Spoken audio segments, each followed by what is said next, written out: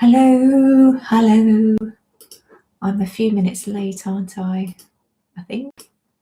Hello. I wonder if you can hear me. Let's close some of these windows down to save a bit of space.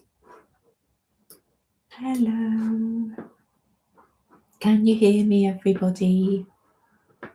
Hello.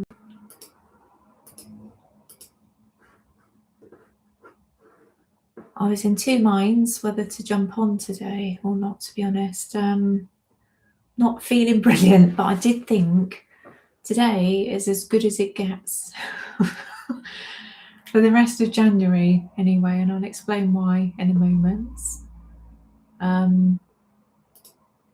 Just wait for a few more folks to get here, hopefully. I will learn one day to try and give a bit more notice for my live streams, but I think certainly for today anyway, I didn't know whether I'd be going live up until about maybe 20 minutes ago. So hence why there's not a lot of notice today. Sorry, I'm just trying to clear my computer down of all sorts of stuff. Photoshop, don't need you open. So my computer isn't the most reliable, so let's see if we can close a few things down. Hi there, Helen. Happy New Year. Hey there, Connor. 8 a.m, gosh. Well, I'd say very early morning, but it's not actually that early, but it is for New Year's Day though, so yeah, impressive stuff. I didn't wake up till about 20 past 8 today, which is really late for me, but we did stay up last night to see the bells in. Or I think in America, isn't it, you kind of hear a ball drop or something. I keep meaning to look into that because I don't know very much about it, but I have heard about a ball dropping. But basically we wait for the bells of like Big Ben here in the UK. So we stayed up until just after midnight just to welcome them in. And I like Ian to do first footing where possible, which is a Scottish tradition where you kind of go outside and knock on the door and bring in I think it's ideally coal and maybe a bit of alcohol, perhaps some coins and stuff for a bit of good luck. But it's a silly tradition nonetheless, but I do like to do it where possible. And in previous years, Ian would bring John Paul in with him as well, our dog. So it was quite bittersweet last night that we don't have John Paul around. So yeah, it is 7 minutes past 2 here in the UK. And it's it's in New York where the ball drops. Hi there. It's Arlene, isn't it? Artist on the Spectrum. I think it is anyway. Apologies if I've got that wrong. My memory is dreadful, as I'm sure you're all aware by now.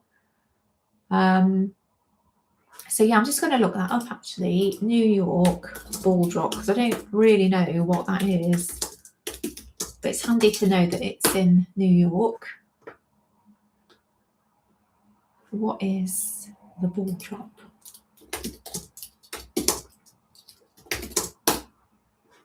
Because it's kind of funny, isn't it, dropping the ball? I don't know if that's a saying in the US actually, but here you say you drop the ball, it means like you kind of, I don't know, lost concentration for a moment or something like that, really. Okay, so New York City rang in 2026 with the famed Times Square ball drop. Doesn't actually say what the ball is though.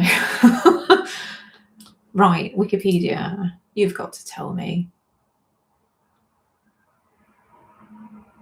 Oh, okay, a ball descends down a specially designed flagpole beginning at 11:59. Oh, okay, so I finally know what that is. That's interesting. I wonder if it makes a noise once it gets to the bottom, or whether it's just, you know, a load of fireworks as a result. That'd be interesting to know. But I've learned something today, which is always good. Oh, it's a giant sequined ball. That's good to know. And it's 9 a.m. in Toronto. Gosh, we're all still in the morning. We're here in the future in the UK. So firstly, I need to explain I'm not on the ball myself today. Feeling actually quite poorly, but I wanted to come on and say hi and wish you all a very happy new year, because I don't know about you, but when I kind of say I'm going to do something, I feel really bad if I don't do it. And I did want to live stream a few times this week with Ian actually in the evenings, but I've just not been able to. My brain's not been working, and as a result, Ian's not felt very confident about doing it either. So I think we'll kind of maybe do that in the spring sometime, which would be really nice. So yeah, I've kind of jumped on today because I just feel really disappointed in myself if I don't do what I kind of plan to do, really. So I suspect it will be a quieter, shorter than usual live stream today. So apologies if my brain isn't working, but there is a reason why. Basically, I've got a blood test coming up in mid-January, and it's to check my vitamin B12 levels. And as a result, I've had to come off my complex B supplements. And let me tell you, I can really tell the difference. I feel horrendous most of the time. And it's really frustrating because Ian and I love to get out for walks, and we're really fast walkers usually. But gosh, this morning, we were doing 7 mile walks last week, but I was really struggling to do sort of 3.5 today, and I was really slow and couldn't breathe properly. And it's just bonkers, the difference, which reminds me, I'm just going to take a blood pressure tablet because I won't be able to talk for very long if I don't. And one of the symptoms of vitamin B12 deficiency is very low blood pressure, which is something that I have, and I have to take these pills occasionally. And particularly when I know I'm likely to get a bit lightheaded, and the more I talk, the more lightheaded I'm going to become. So I've dealt with that. I meant to take it earlier, but I forgot, and that's my brain fog for you. So vitamin B12 is so important for us, and it helps with basically everything. It helps with energy. So fatigue is a real problem. Neuropathy in particular, peripheral neuropathy. So if you get like pins and needles in your extremities, so your hands or your feet. And I did talk about this in my last live stream, so apologies if I'm repeating myself, but it kind of is so important, I think, to be aware of this stuff. So I've got like a Wellington boot shaped load of neuropathy on my left foot. It's basically, if you can imagine, if you're wearing a welly, I've got like very low range kind of pins and needles going on in my foot, and it has been going on for years. So that can be a symptom of vitamin B12 deficiency. There's all sorts of stuff actually. Let me just go into Google. So B12 deficiency symptoms, and I will move on from health stuff shortly, because I know it's really boring talking about other people's illnesses, but I just think that not enough people know about this really. So vitamin B12 deficiency symptoms include fatigue, as I've said, weakness, pale skin, which I have, a sore red tongue, which I have, mouth ulcers, which I get really easily, numbness. I have various bouts of numbness going on, balance problems, memory loss, which is a huge thing for me, confusion and mood changes. Other stuff like shortness of breath, and that was starting to reveal itself this morning. Heart palpitations. I was in hospital this year with tachycardia. Vision disturbances. I've got issues with my optic nerves, and loads of other stuff basically.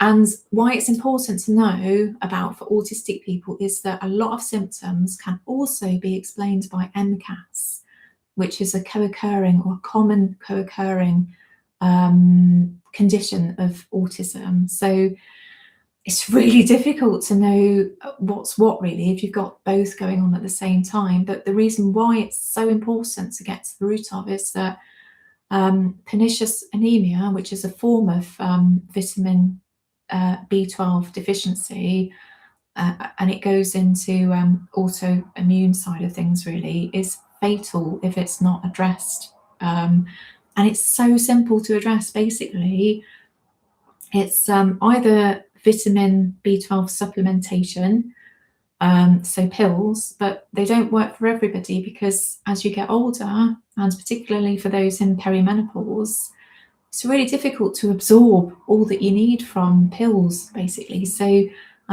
you're not getting the absorption from food, so that could be meat, fish, poultry, eggs, and you're also not getting the absorption from pills if you're taking them.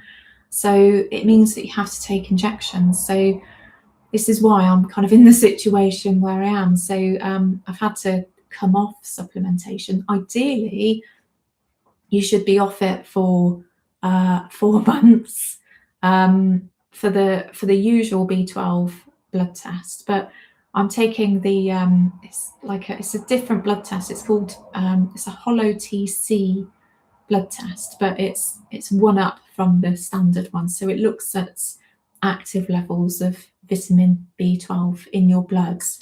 So you don't need to be off the supplements for quite as long. So ideally 3 or 4 weeks. So yeah, that's where I'm at. But it also means that I'll gradually have to come off all the other supplements that I'm taking as well, which is really frustrating, because I'm like a finely tuned machine by all of the stuff that I take. I was really ill about 6 years ago. I was in bed for 6 months. So I've finally been able to map out supplements and vitamins and medications to make me kind of function normally. But I've still not been right. There's definitely something else going on that I've not been able to get to the root of. So I was researching vitamin B12 deficiency alongside pernicious anemia over the last few months, and I thought, crikey, this is me, basically. So yeah, that's where I'm at, and I feel like it also evidences the importance of self-diagnosis. We have to diagnose ourselves firstly, don't we, with anything, with any health condition. And we all know about self-diagnosis, don't we, through learning about autism and realizing we're autistic. And some of us may go off and get formal diagnoses, but it's so important. Self-diagnosis is so important, because our doctors aren't looking out for these symptoms in us. It's and it's frightening, because some of these conditions are really life-threatening. Anyway, let's catch up with some of your comments. So apologies for blabbing on again, because I appreciate, for those of you that were in the previous live stream, I spoke about all of this before, but I hadn't realised how awful I'd feel in coming off these tablets, basically. So I'd advise anybody, basically in middle age, to be on complex B supplements at the very least, because as you get older, you're just not absorbing nutrients properly, and particularly for those in perimenopause and postmenopausal people as well.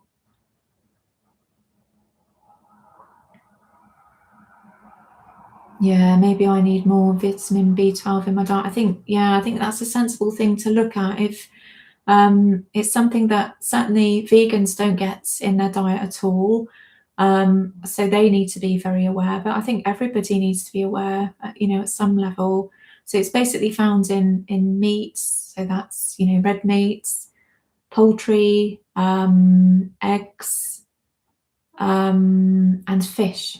So it's protein, essentially, or animal-based protein. And I was vegetarian up until I became ill. So it was something that I was aware of. I was taking vitamin B12 supplementation as a vegetarian. I was vegetarian really just for a few years. Both Ian and I were on a route to veganism really, but MCAS, came along, and I can only eat a few foods now, so I have to eat meat. But yeah, I think everybody needs to be aware of vitamin B12, and I probably will do a video on it at some point, even if it comes back that my levels are fine and I haven't got an issue with B12. I am going to be increasing it anyway, but for me, it does explain a hell of a lot of stuff. The way the British pronounce vitamin is peculiar.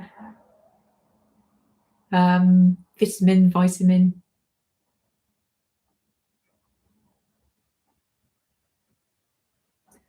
Any advice on how to get in the routine and remember to take new medication, as I really struggle sometimes because of my ADHD. It is really hard, and even still I make mistakes. There was one day, was it last week or the week before, where I forgot to take my estrogen. I'm on HRT for menopause, and I have estrogel, and I have to rub it into my skin twice a day.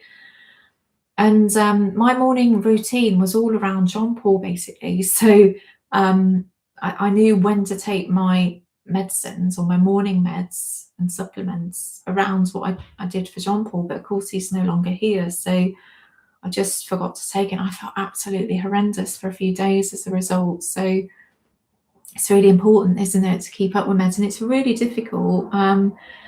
Weirdly, generally speaking, I'm not too bad. And I think I am an ADHD person, so I'm autistic and I have ADHD. But for me, the balance is far more in favour of autism. So I'm like autistic with a busy brain is the best way that I can describe it. So for me, I'm not as disabled actually by ADHD traits as, say, for instance, Ian is. So that's, I was quite surprised to be diagnosed with ADHD in many ways, because I felt like I was quite borderline really, but the diagnostician felt that there was enough there to be diagnosed with ADHD. And I can see why. I find it really difficult to read and concentrate, all that stuff. But for medications and stuff, I haven't been too bad, generally speaking, because I'm in such a routine. I'm a very routines-based person, or routines-led person. But I know for Ian, he struggles with this. So he's got one of those little plastic boxes that are divided into days. So that's how he knows to take his meds. So he'll devote a time each week it's usually on a Sunday, that he'll restock all of his little compartments with the meds that he has to take.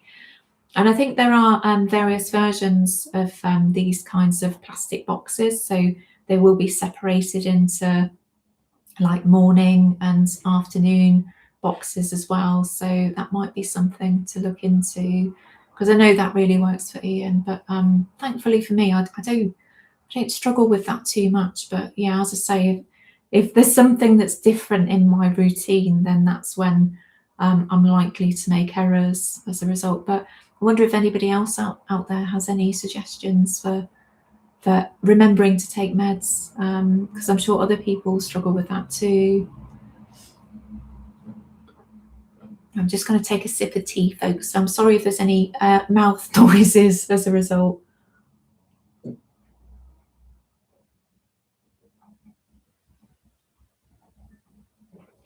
Hi there. I can never pronounce your handle. I'm so sorry. Passa Agio Laviello. Sorry, I'm so dreadful at pronunciation, but it's really nice to see you here again. Thank you for joining me.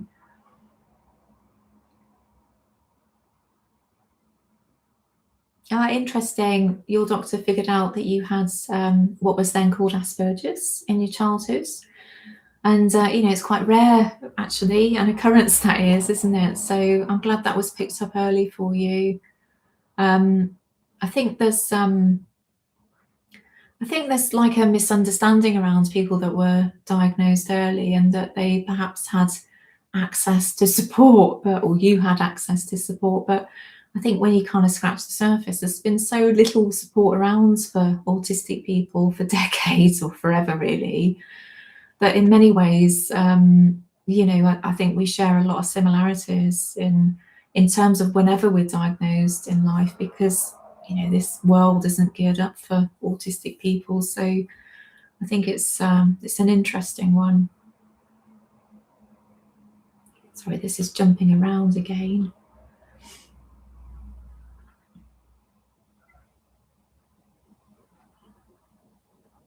Yeah, Arlene, I'm frequently anemic as well. I'm always anemic, basically. Um, it's frustrating because I do take supplementation. So I take Spartone, which is like ionized water. It's like spring water in an area that has iron naturally occurring in its water, and it's the only iron I've been able to get on with. But it's still not good enough, really. It's not raising levels, and I purposefully eat red meat once a week as well, and I eat eggs and stuff, but I'm just not able to bring those levels up. But I've since learned that if you're deficient in B12, that can play havoc with your iron absorption, can't speak today, as well. So there could be very often those two things going on at once, really. But yeah, it's frustrating being anemic all the time, isn't it? And particularly if you're really trying to address the problem as well. Because sometimes I think my doctors just think, I'm not doing anything to try and sort myself out, because I can't take iron tablets because they don't suit a lot of people, because they're just so heavy duty, aren't they? They can wreck your digestive system, cause constipation and all sorts. So I can't take them, and it's frustrating, really, because I feel like my doctors just think I'm not helping myself really, when actually all that I do is try and help myself in terms of medicines and supplements, because I'm in a situation where so few doctors even understand about MCAS, for one, that you have to kind of become your own expert, really. So it's frustrating.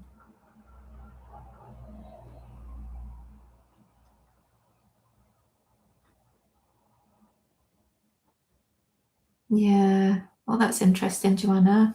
Hello, firstly. I don't know if I've seen you here before. Um, Apologies if I have, because my memory is honestly, it's so dreadful. I'd like to get some advice or tips about how to cope with social situations and pressure from the outside without having a drink. Drinking also makes me more tolerant for impressions. Um, which also makes me less tired, since I don't have to analyze every single. So drinking makes you less likely to analyze everything. Is that what you're saying?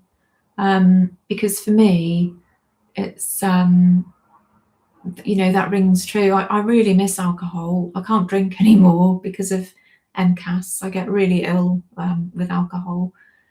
And I know that alcohol was really helpful for me in terms of socializing. It would numb everything to a level where everything felt more tolerable, such as kind of extraneous noise, because I've got auditory issues, as have many autistic people. So if you can imagine being in a pub situation or pub scenario, you've got people sat with you and people in the background, but if you've got auditory processing issues, then the noise levels are coming in at kind of the same. So it feels like a cacophony at times. And was never able to discern what people next to me were saying. So I found that alcohol really helped with that. So it helped me just focus on whomever was saying what. So yeah, it just really helps numb stuff. And also, you can't deny that alcohol gives you a sense of kind of confidence as well that I would never have as a kind of social person, as a sober person. So yeah, I found it really helpful. But yeah, in terms of not having alcohol and socializing now, I honestly don't think I could do it. I think because I'm a chronically ill person now, so I just wouldn't be able to socialize with people anyway. I don't know. I don't know if I've got the answers for that one. I'm ever so sorry. Perhaps somebody else out there might have some advice. Hi there, Jay Baxter. Show your appreciation to Creative Autistic by by putting a thumbs up. I'm dreadful at self-promotion.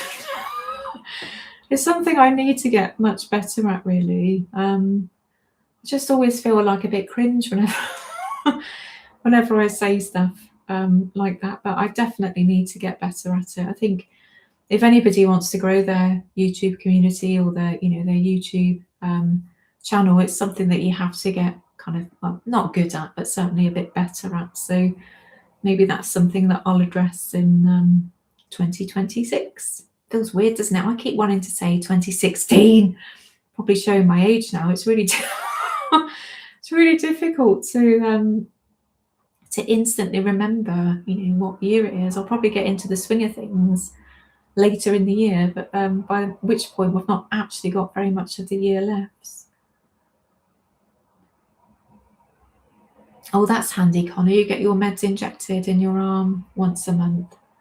That's something that I think, if this vitamin B12 thing comes back as a negative or, in negative area in terms of test results, then, or low area, I should say. Sorry, my brain today. I think I'll be looking at injections myself because I think it's just really difficult, from what I've read anyway, to get enough vitamin B12 in if you're not absorbing through your guts. You can get like skin patches as well, but I think absorption levels vary between people too. So it's really difficult, but at least with injections that it's going right into your bloodstream, isn't it? So I think that's something I'll certainly be looking at. Hi there, Sienna. Happy New Year to you. How are you doing? That reminds me, actually, I need to change from top chat to live chats. That's a little tip for everybody I learned on the last live stream. If you look at the chat box at the top, it will say top chats, but you can change that to live chats so that you'll see all messages instead of just the top. I don't know why they've got that functionality on there, because it is frustrating.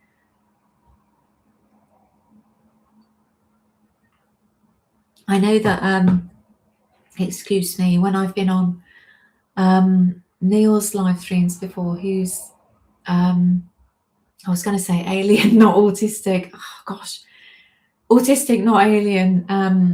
For whatever reason, my messages don't come through unless he's on the live chat, really. So YouTube's funny, isn't it? How they seemingly kind of shadow ban you for no reason. It's really silly, because I don't think I've ever said anything untoward, really, in any live chats. So for whatever reason, they were just assuming that I was spamming.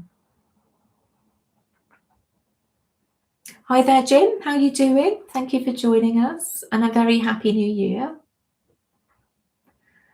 I've been aware of ways in which my autistic traits compensated for my ADHD traits, but I've learned that I don't match all the clinically typical physiology. Can't even talk, sorry. Like lower than average stress hormones. That's interesting. Do you mean like cortisol? Because my cortisol came up kind of lower than average recently. Thankfully, it wasn't in any kind of danger range though, because I think I had a test where it came up at 280, which is quite low, and then I had another one, and that was at 380, which is more towards normal range. But I'll tell you what sorted it for me, and again, this is research, because you have to research everything, don't you?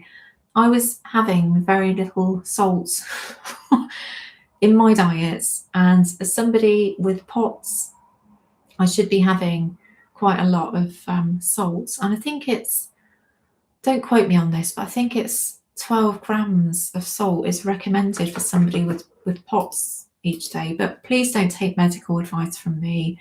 It's something you'll need to research yourself or speak to your doctor about. But for me personally, my doctor, my private doctor said that I should be upping my salt,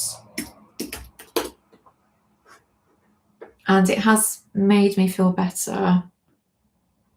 And I noticed that when I had the second cortisol test, I'd been taking a lot more salt, and that kind of helped boost it somewhat. So that was heartening, really, because I just hate coming up kind of near to kind of low results in any blood test, really.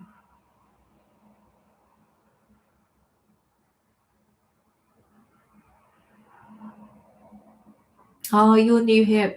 Oh, it's good to see you, Joanna. Thank you for being here and saying hello. I think it's always quite brave, almost, in introducing yourself in new spaces, or it certainly feels so for me. And I keep meaning to say to people who don't comment or who lurk, that I sometimes wonder if they think that I can see that they're here, but I can't. Everybody is anonymous unless they leave a comment, basically. So, in case you wondered, what the deal was in turning up in live streams, from my understanding anyway, I can't see who's here unless I see your username in the live chat. And I say this because in the past I've commented on how many people were in the room at any time, and I've said, oh wow, there's such and such many people in here, and immediately I'll get a few people kind of leave the room, and I think maybe it's because they think that I can see who's there, but I can't. So rest assured, if you do turn up in live streams, the user can't see you, or certainly that's what I'm led to understand. I don't know of any functionality on here where I can see who's in the room. So just in case you wondered that anyway, because I did worry that I was putting people off by saying, wow, you're all here in this room and I can see every one of you, because I can't. Unless you say anything on chat, I don't know you're here.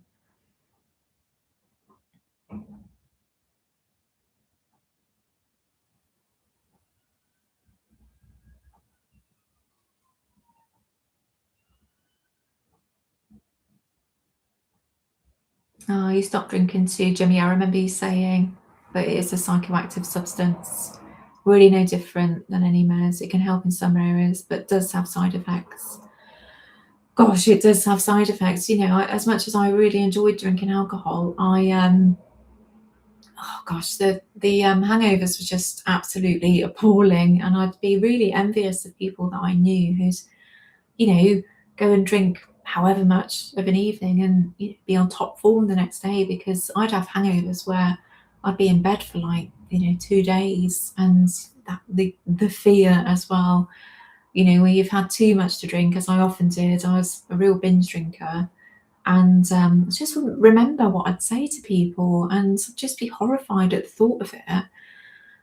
Because I'd have this faux confidence as a result of drinking. So I'd just think, what on earth did I say to people? Did I offend them? And all of that stuff, really. And that cloud of gloom would really hang around for a few days. And in some cases, it would be there until I'd see that person again and know that things were cool between us, because I'd think, I've obviously offended them. I don't want to text them or anything, because it's just awkward anyway, isn't it? But it's, really difficult. It's a real love-hate relationship with alcohol. But for me now, I just miss the help it gave me with alexithymia more than anything. It just enabled me to kind of tap into emotions, really, and I do really miss that. Hi there, Juju. A very happy new year to you over in the Netherlands.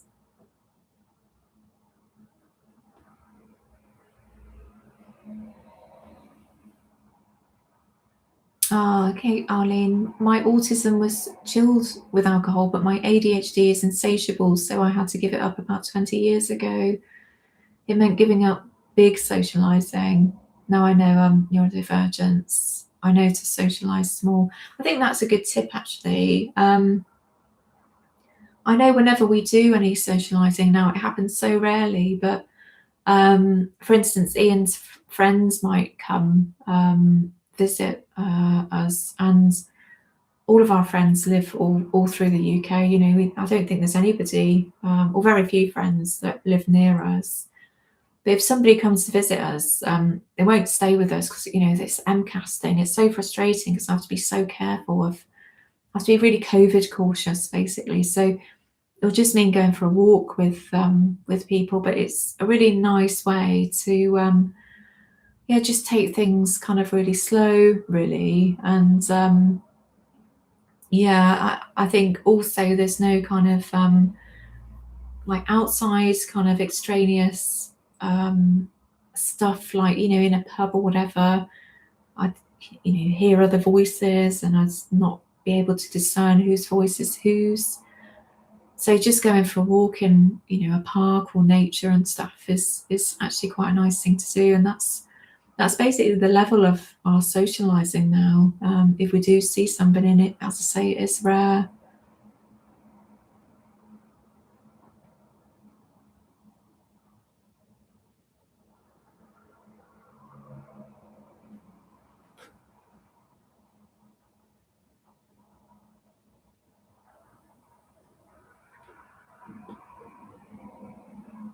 I do wonder sometimes, you know, when I'm reading through comments, whether it's nice to have some background music on live streams or not. And why I say that is that I'll tell you just a minute. I'll take a sip of tea first. Oh, do you know, I've completely forgotten what I was on about. music, background music. I listen to a podcaster called Blind Boy, and I'm sure loads of you know who he is, but he has some really low key, like piano music going while he's talking. He's got a really lovely voice anyway. It's very ASMR, Irish accents, and very quietly spoken.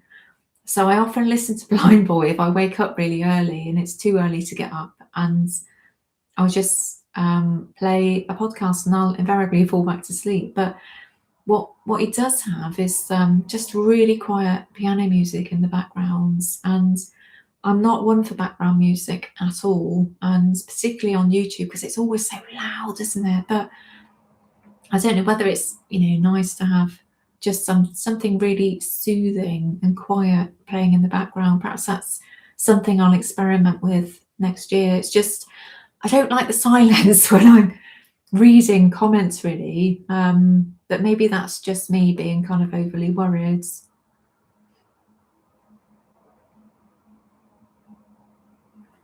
Hi there, Bradley. Good to see you. Happy New Year. As an autistic person, did you prefer to drink only during social situations, or did you also drink alone at home in order to calm your nervous system? Um, I would say primarily when I'd go out socialising, or have a few drinks before I went out as well, just to give me that little boost before I'd see people. Also, when it was really handy, is that if Ian and I needed to do some clothes shopping, say on a Saturday, we'd take the bus into a nearby city, and we'd always have to have a few pints before we went shopping because it is just horrendous, isn't it? And I hate clothes shopping anyway.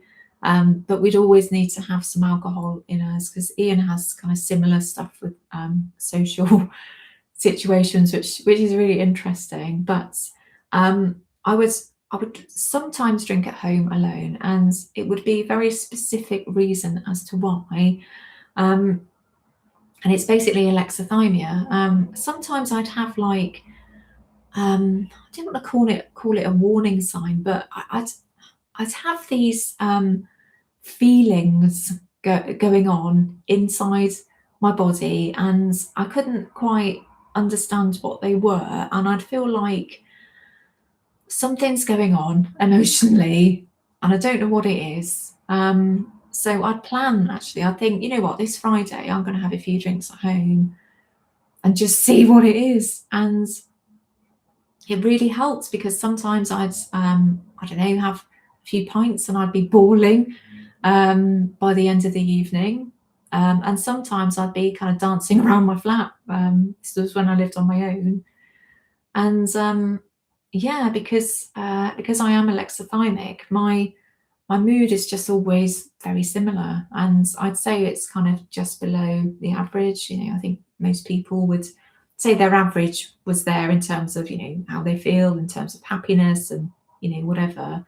I always feel like I'm kind of under the radar, and I certainly do at the moment. Actually, I meant to say, as another consequence of coming off complex vitamin B tablets, I definitely feel, I don't want to say depressed, but definitely more.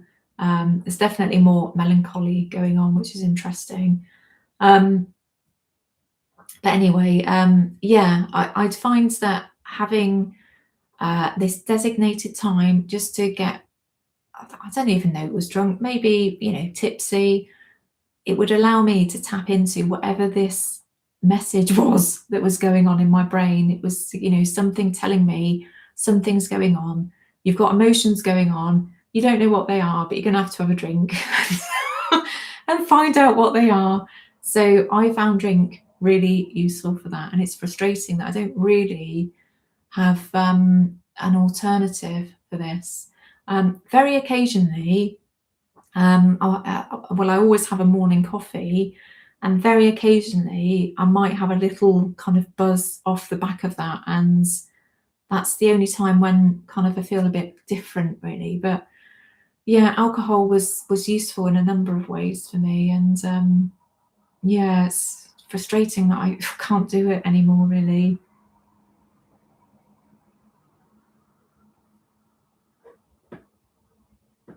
Oops, you're jumping around again.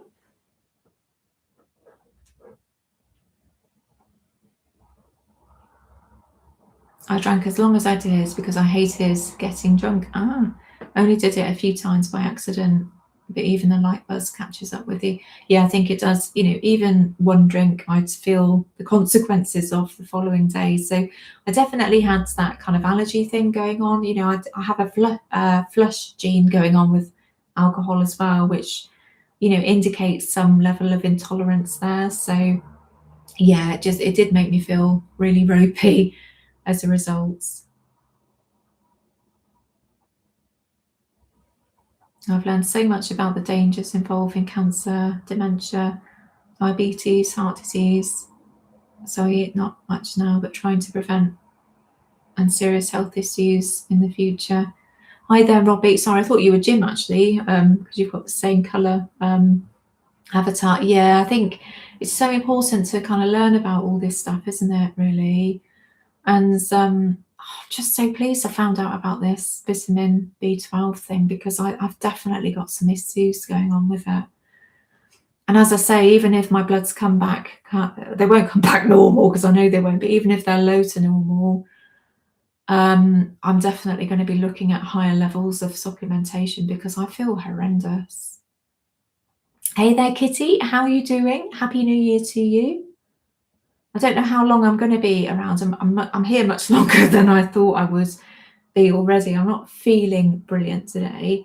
And for those that weren't here earlier, I've had to come off some vitamin B12, sorry, complex vitamin B supplements, because I've got to have a blood test in mid-January, and I'm feeling horrendous as a result. I'm shocked, actually, at the difference between being on B vitamins and not being on B vitamins. My brain doesn't work usually very well anyway, but it is really difficult at the moment. I've got a lot of brain fog going on. So if there's any day I'm going to be if there's any day I'm going to be cancelled, I think today would be the day. So no, I'm sure I won't be. But yeah, I'm liable to basically say anything as a result, because I'm struggling with words. But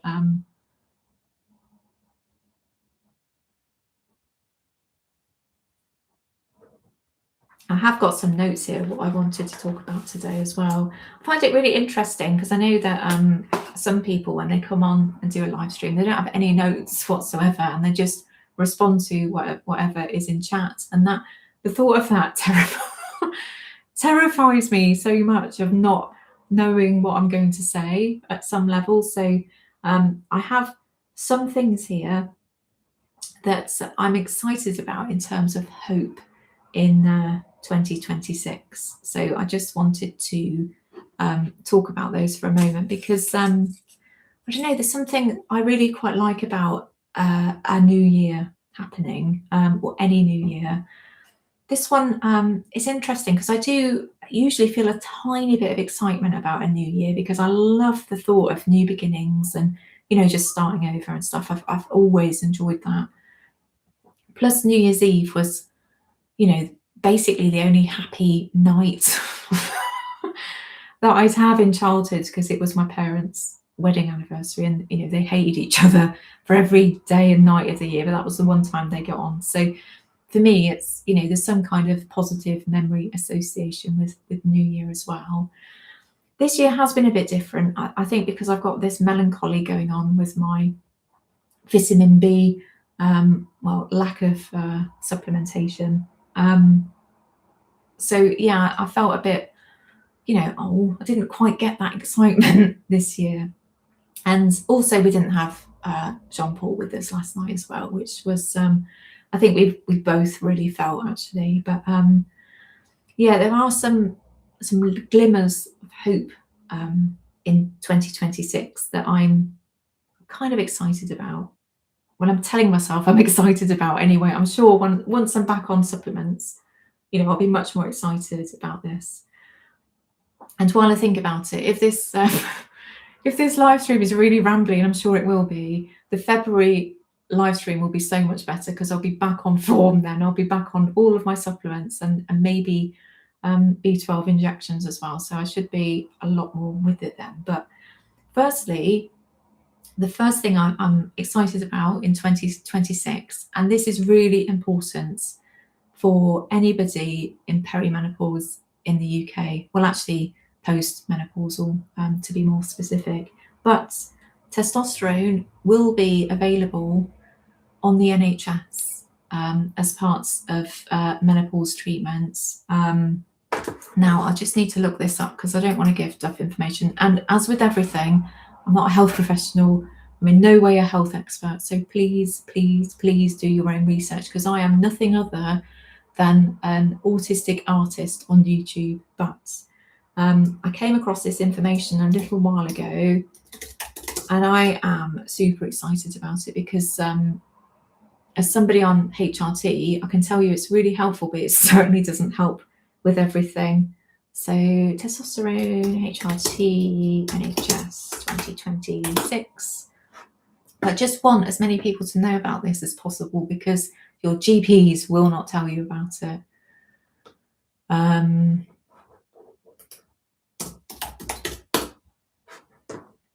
Let's have a look. So I'm going to go on to Dr. Louise Newson's site here.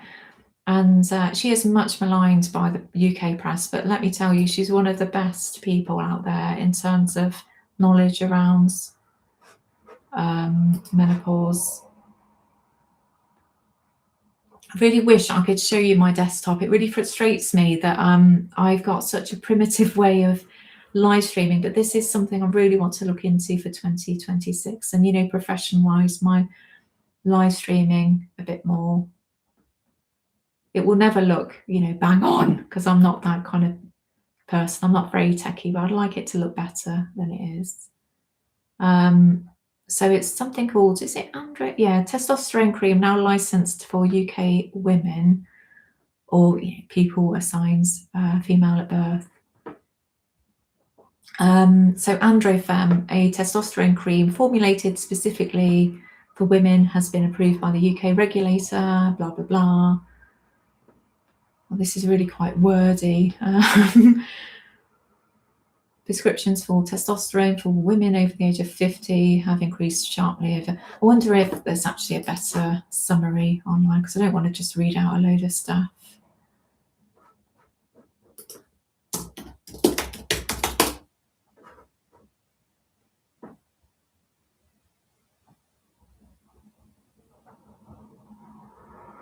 Right, and okay, so the AI overview, I hate looking at AI overviews, but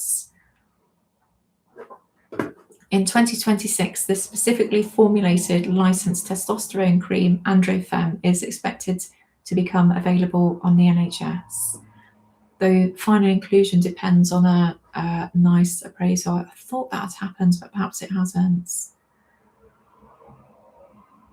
Currently, testosterone is available on the NHS for women. Well, they say that, but it's prescribed off-label using products licensed for men, so Testagel or Tostran. So I do have experience with using Testragel, I think it was, it mentioned there. But you can't get anything basically on the NHS like this. If you go to your GP, as I tried to do, you have to say, my menopause is affecting my husband's because my libido is really low. So can I please have some testosterone? So it would be really helpful for my husband. It's pathetic, isn't it? And that's been the level of how to get testosterone. Well, certainly for some people, but for me, they just weren't interested at all. So I did try going privately via a pharmacy here in the UK called Superdrug, and I tried the Testagel, but because it's a synthetic version of a hormone, I felt absolutely horrendous on it. So it really wasn't for me. I had an MCAS flare as a result of it. But as far as I'm aware, the Androfem is a body identical hormone. And I won't go into the differences between them now because my brain isn't working, but please do your own research on this. But Androfem is coming to the UK anyway. So hopefully it will be available on the NHS. The only stumbling block is, however, that it will only be available to post-menopausal folks and not those in perimenopause, which is a shame, really, because I think both groups of people actually need that. But that's where we are anyway. So hopefully there'll be more news on that, and maybe the press will pick up on that story at some point. I only found out about this via a doctor on YouTube. I can't remember who it was actually, but she specialises in like menopause stuff basically. But that's something I'm really hopeful for in 2026 anyway, that coming through. I won't be post-menopausal for at least another year, so it's not something that I'll be able to have personally for a while, or try anyway. But I think it's really important for people to know, because as I say, it's not something that I think GPs will be shouting about. And another thing that I'm really excited about, and I found this out this morning, and it was on Pop Bitch, which is it's just this celebrity goss thing, and I don't even know why I'm signed up to it, but because I'm really not interested in celebrity culture, but this one thing got me quite excited, and I'll read it to you. It's not very long. The end of the world as we know it. REM have always been adamant that they'd never reform, from the time of their breakup in 2011 right up until recent interviews, but that might be changing. A certain loose-lipped booking agent was recently overheard in a charity shop in Wanstead, of all places, mapping out a comeback tour for 2027. So, take this with a pinch of salt. It could be just pie in the sky, as I'm sure it will be, but they were claiming it was instigated by the bands themselves, perhaps inspired by the megabucks Oasis made from their 2025 reunion. Maybe so. It got me excited nonetheless. I don't want to see REM come back with a big stadium tour, however, because it does, it would seem like a mega cash grab. But if you know me, I love REM. They've been my favourite band since I was a teenager, really. Well, I say that and the Beatles. Actually, find it hard to decide really which of the two I love more. But I would be so happy if they just, I don't know, drops a secret album in 2027 and that was it, and then they did no more. But yeah, I'd love to see that happen so much. So let me know what you're hopeful about in 2026. I'll stay on maybe for another half an hour, so you've got a little bit of time to think about. There's another thing on there that I'll come to in a moment. Just check your comments for a second. And as I say, this is where I'd really quite like some background music.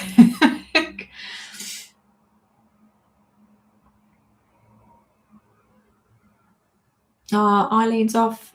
Lovely to see you, my darling. I hope to see you again. Oh yeah, I'd forgotten about that. Mike on his channel, that's Autistic AF, isn't it? Has cats, has music in the background.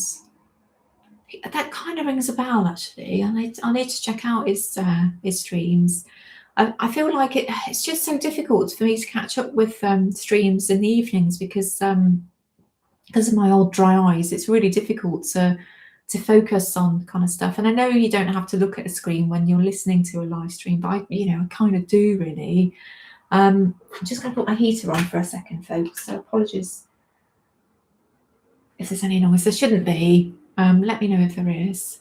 Yeah, but I'll have to check that out because I'm just very aware of that kind of, it's almost like a dead space really. And I know most autistic people don't like background noise on things, and I really don't, but it would be at just a really quiet level. But I'm going to look into that at some point because I just feel like I have to fill the space all the time, and that's quite stressful, isn't it? If it's a bit like public speaking.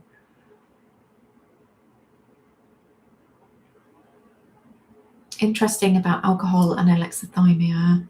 I don't know if it helped me like that, though I know people who it did. But I've always had an intermittent connection with my emotions, mostly off. Yeah.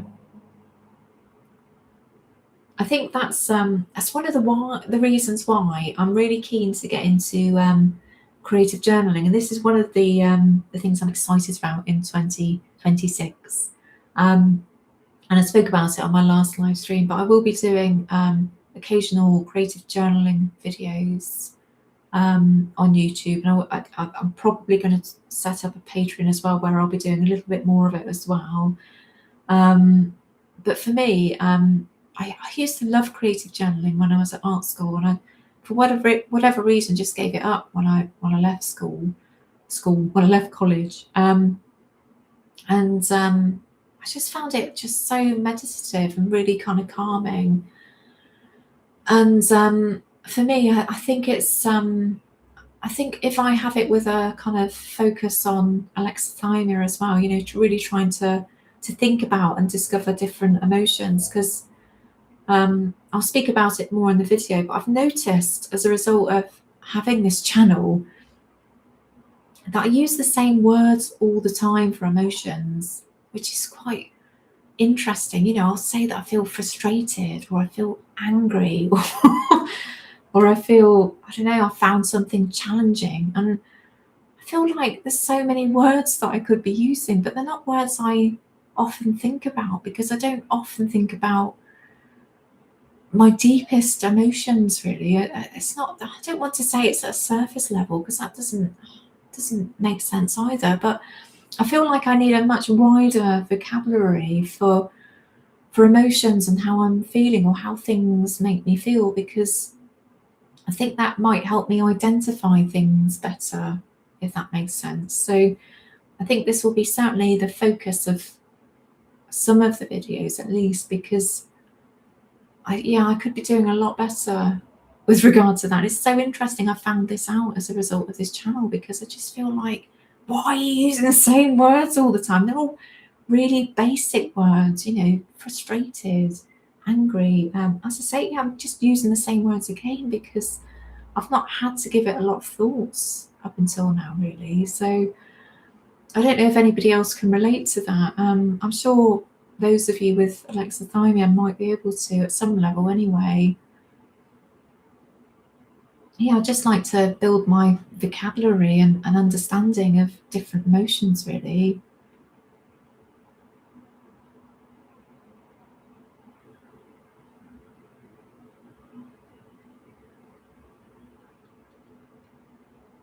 Oh, that's interesting, Robbie. You background noise of any kind is annoying to you sometimes. Yeah, I think there's a fine line there, isn't there? I know, as I was saying about Blind Boy, you can barely hear the piano noise, but it's there when he's not talking. And I don't know. I will experiment with that, but obviously, if it's not welcomed, then I'll rethink that. But yeah, it's interesting. Crowd stressed me out, but I made myself work there. Even sat on stage with Metallica once. Wow. I think that's in response to something Arlene said. It's not Arlene, it's Arlene. I know an Arlene. Whenever I see Arlene here, I know that I'm going to go to Arlene as a name because I know an Arlene, but Arlene.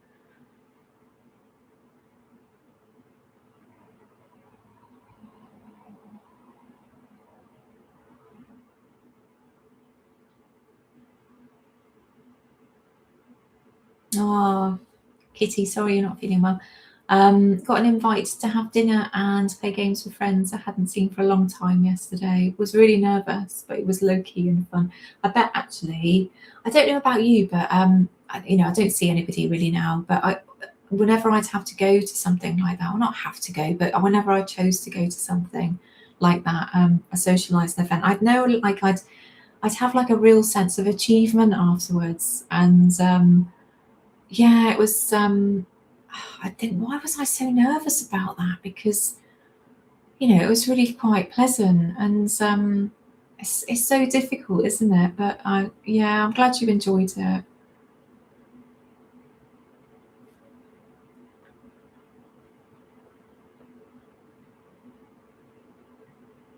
Had some interesting conversations and laughed a lot. I didn't cry, which is yeah. Tell me about it. I cry so easily too. Honestly, Ian and I were watching. Oh, crikey, a dog program the other day. And I know it's not the best time to watch a dog program, but we're bawling all through it, really. But I do cry really easy now. And it's so interesting because I used to find it actually quite difficult to cry. And I think since hormonal changes have come about as a result of perimenopause, I cry so easily now. It's ridiculous. So I do understand.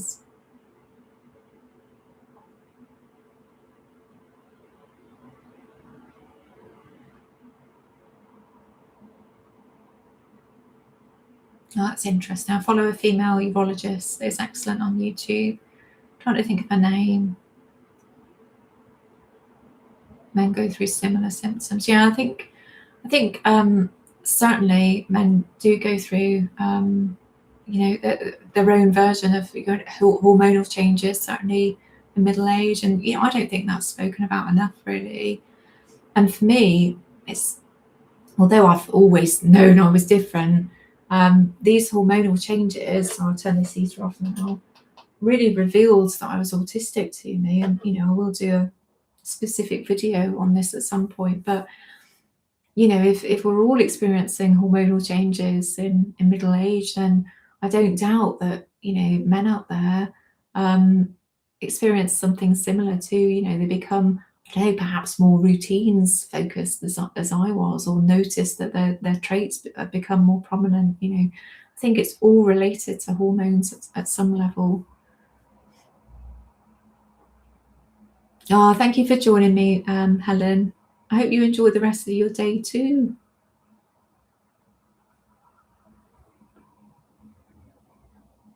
Oh, Liesl, how are you doing? Very happy New Year, my darling. I hope you're doing really well. And I hope David and Bella had a lovely New Year too.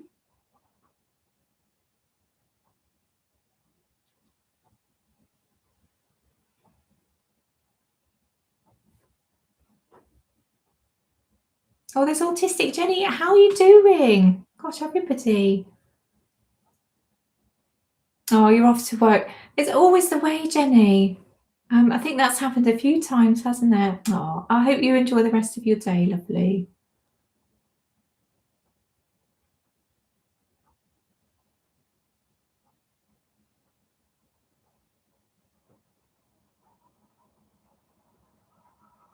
Oh, and Mike's here too. Autistic AF. Gosh, all the YouTubers. Hello, a very happy new year to you, Mike, and all your little cats and dogs. I think you've, is there one dog or two, maybe? I hope you had a lovely New Year's Eve, as I hope everybody had a lovely New Year's Eve. I had to really fight to stay awake last night, honestly, because I can't drink anymore, and I always go to bed at 10. I'm just ridiculous at going to bed early now. Um, Basically, we were going to watch The Hootenanny, which is a show here in the UK, which is horrendous, really. It's a guy from Squeeze, Jules Holland, is the I think he was a pianist and or multi-musician probably in Squeeze, and he has this program here every New Year's Eve in the UK. Well, he invite acts on and stuff, and it's obviously pre-recorded, and they'll have the rundown to midnight, but it is absolutely horrific. I think at one point it was probably watchable, but they had, gosh, who was it? Ronnie was on last night singing, and we just turned it off immediately. And instead, we found an episode of Peep Show where they were out on New Year's Eve, and it was the episode where Jez says, "Not the Hootenanny," anything but the Hootenanny. So yeah, it was quite a funny thing to come across. But yeah, that's how desperate we were last night. That's what happens when you're middle-aged and ill and you can't drink. And you can't drink. But I do like to see the New Year's bells in. Really, I think that's my Scottish roots, no doubt. I've never actually had a hogmanay in Scotland, and it's something that I do want to do at some point. But um, yeah, it was quite a dull New Year, I have to say, and not having John Paul as well was difficult. Oh, you're going to sow some onion and sweet pea seeds today. Sowing seeds makes me feel hopeful. Um, that makes me feel really hopeful too. I would love to get into gardening. And I know that's, it's quite small scale gardening, but it is something that I want to do at some point. Unfortunately, MCAS is just so difficult to manage. It affects everything. And I've noticed that I've become less tolerant to pollen as, as the years have gone on. But I want to, at some level, see things grow really. So I think maybe that's something that we'll look into at some point, because it's just, I don't know, there's like a catharsis somehow of seeing this thing grow as a result of your own efforts. So I hope they grow. Please let me know and let me have updates on those, Kitty. Apologies again for anybody that's joined me recently. I can't talk properly today. I have mega brain fog going on, and it's because I've had to come off some vitamin B complex supplements, but you can go back earlier on and hear why. So I'm not going to be on for any huge amount of time today because my brain isn't working.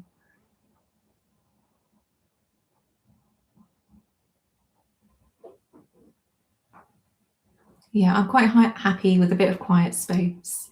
But if it makes you feel more comfortable streaming some gentle music like Blind Boys or Mike's isn't too distracting. Yeah, I will look into this at some point.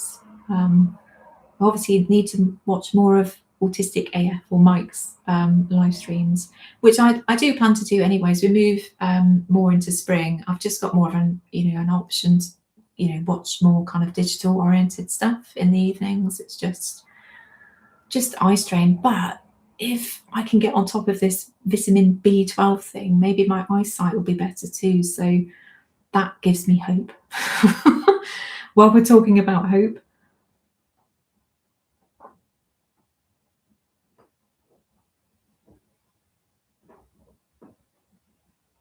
hopeful that's my adrenals and nervous system, which are a little less overwrought these days, continue to stabilize, and that how I make more progress, understanding my own physiology and emotions.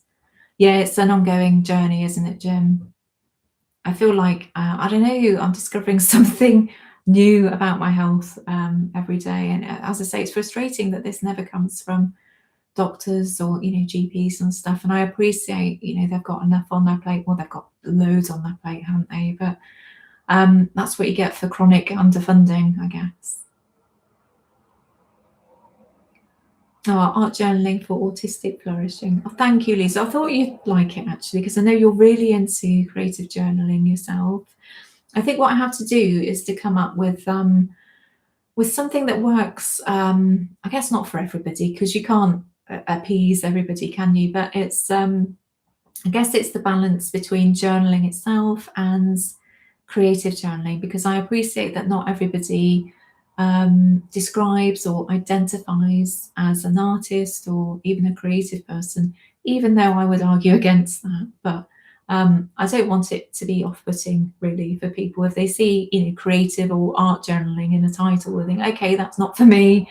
I feel like this should be accessible for as many people as possible, really. So it's something that I'm giving some thought to. I'm kind of working out the first video, and hopefully that'll be up in maybe January or February, probably February when my brain's working a bit better.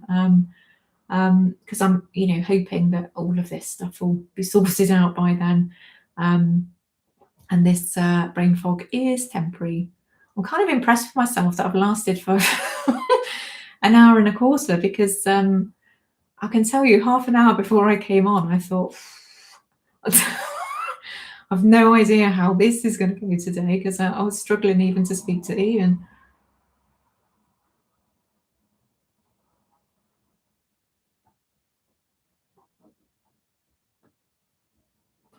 Oops, it's jumping again.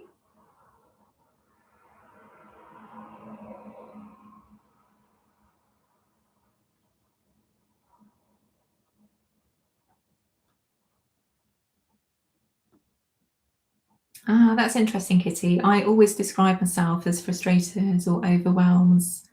I need to get feelings felt. Yeah, I've heard about those actually. Yeah, it's difficult, isn't it? If you're not really in tune with these descriptions and what they mean. It's yeah, I just feel like my language around emotions is just so clunky, because I rely on the same words all the time, and I think actually very often they're not actually what I'm feeling. I feel like I need a more nuanced word, really. So certainly, I think this is going to be helpful for me, and hopefully for you and others out there too. I only have a very short list of emotions I can recognise. Looking at the emotion where I realise I mostly recognise negative emotions. And I'd agree with you there, actually, Jim. I feel like, yeah, I'm far more in tune. We've spoken about this before, actually. It's come up in a live stream before, or maybe a comment, but certainly I'm, way more adept at recognising negative emotions. They might not be very nuanced, admittedly, but I know that, they don't make me feel great. And certainly at the moment, I can recognize way more melancholy in my brain than usual. There's a certain amount there usually, but I'm kind of, kind of, I don't know, bordering into depression, certainly over the last week or so. And yeah, I can recognize it, but certainly when it comes to happiness and joy, they're always things that I experience in hindsight, really. It's very rare. I can be mindful in the moment and recognize something that makes me feel good or happy. I know that certainly, I don't know, for instance, Ian and I went away this year to Somerset, and it was only once I came home that I thought, that was really nice. I really enjoyed that. But actually in the moment, it's really difficult for me to acknowledge or appreciate nicer feelings in the moment. So autism and alexithymia are explaining just so much for me. It's so interesting.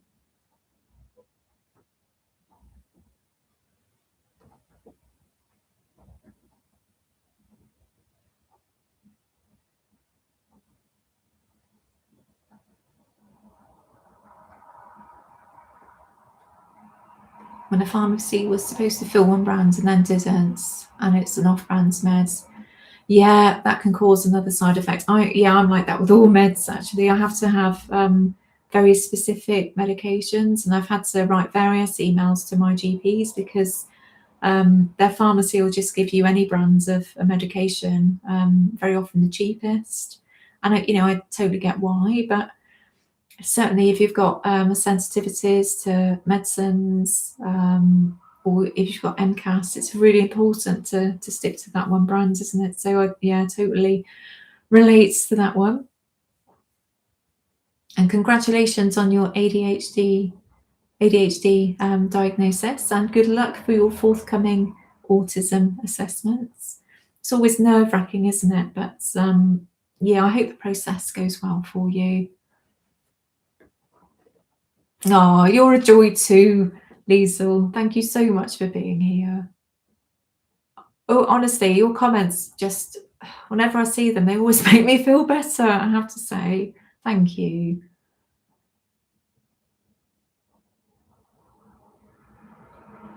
Okay, I believe male hormonal changes are called andropause. I don't know much about it. I don't know much about it, and it's something that I'll perhaps cover in a video at some point. Because obviously I'm focused on menopause at the moment, but I will do a video on both together at some point. I feel like I should be doing more videos on menopause because firstly, it was the reason why I found out I was autistic.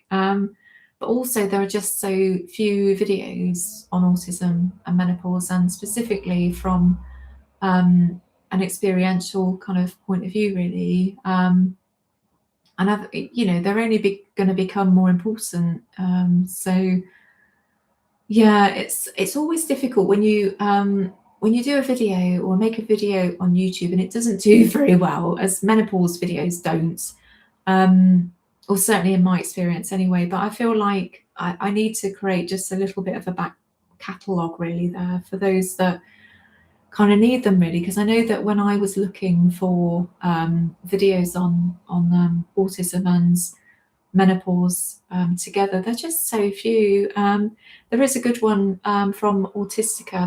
They do like a presentation, and Autistica is a charity here in the UK, and they've got a couple of, I think, professors or doctors on that video, and it is really good. I'll see whether I can find it actually, in case you're interested. Autistica menopause. And I really like this charity. They really do seem to operate with, actually autistic people in mind, because they have people working at their charity who are menopausal. Well, they may have people working at their charity who are menopausal. I don't know, but they've certainly got autistic people at their charity and on their boards. I think their director has recently resigned. And he's basically moving on somewhere else, I think. So, there's no bad feelings there, but they'll be getting a new CEO at some point. But the video is called, it's a webinar, autism, and I'm going into the video, and I don't want it to do that. Let's see if it'll come up in chats.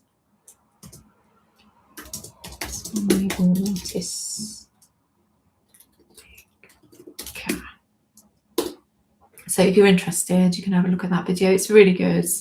And I think one of the doctors in that video, it's Rachel Mosley. Is it her? I can't quite remember. There is a book coming out on January the 24th called The Autistic Menopause, I think.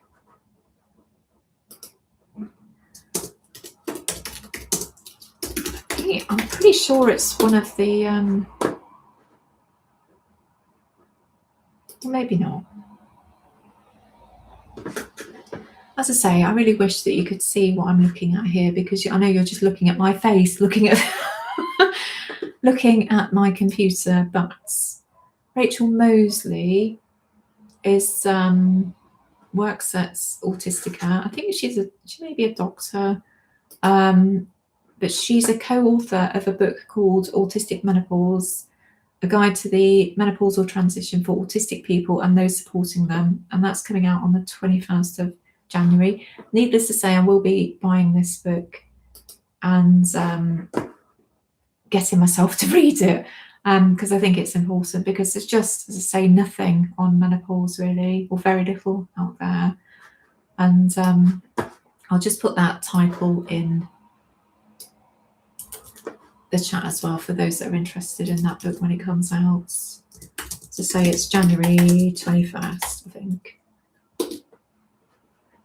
But it's, heartening to see at last some, some good stuff happening with regard to the autistic menopause. So that's really exciting. So that should have been on my list actually for Hope in 2026. So let's pretend it was on my list, because I am really excited about this. And finally, we're getting some good information. And there is a very, where it's thought that the ADHD menopause is very similar to the autistic menopause as well. So it'll be a book that should be interesting for those of you that are ADHD or ADHD as well. So lots of stuff happening around menopause this year, such as the testosterone treatment as well. I don't know about you, but I could do with feeling more like myself. So I'll definitely be trying that as and when it's available for autistic folks, or menopausal folks rather. My brain today, honestly.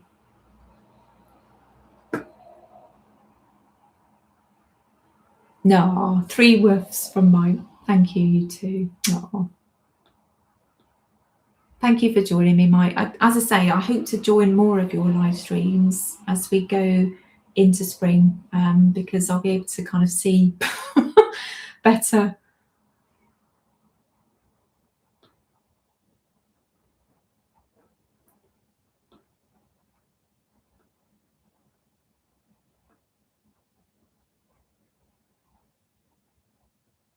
Oh, you watched the YouTube History Channel earlier on in the evening with Ruth Goodman. TV was rubbish in the Netherlands, and yeah, certainly here as well.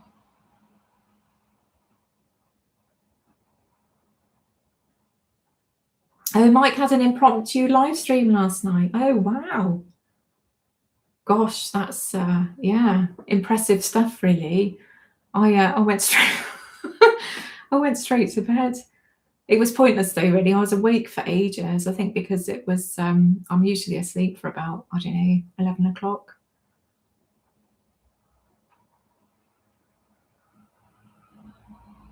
Yeah, I think that's a real issue, Jim, isn't it? Experienced hormonal variation issues throughout your life and changes in your 50s.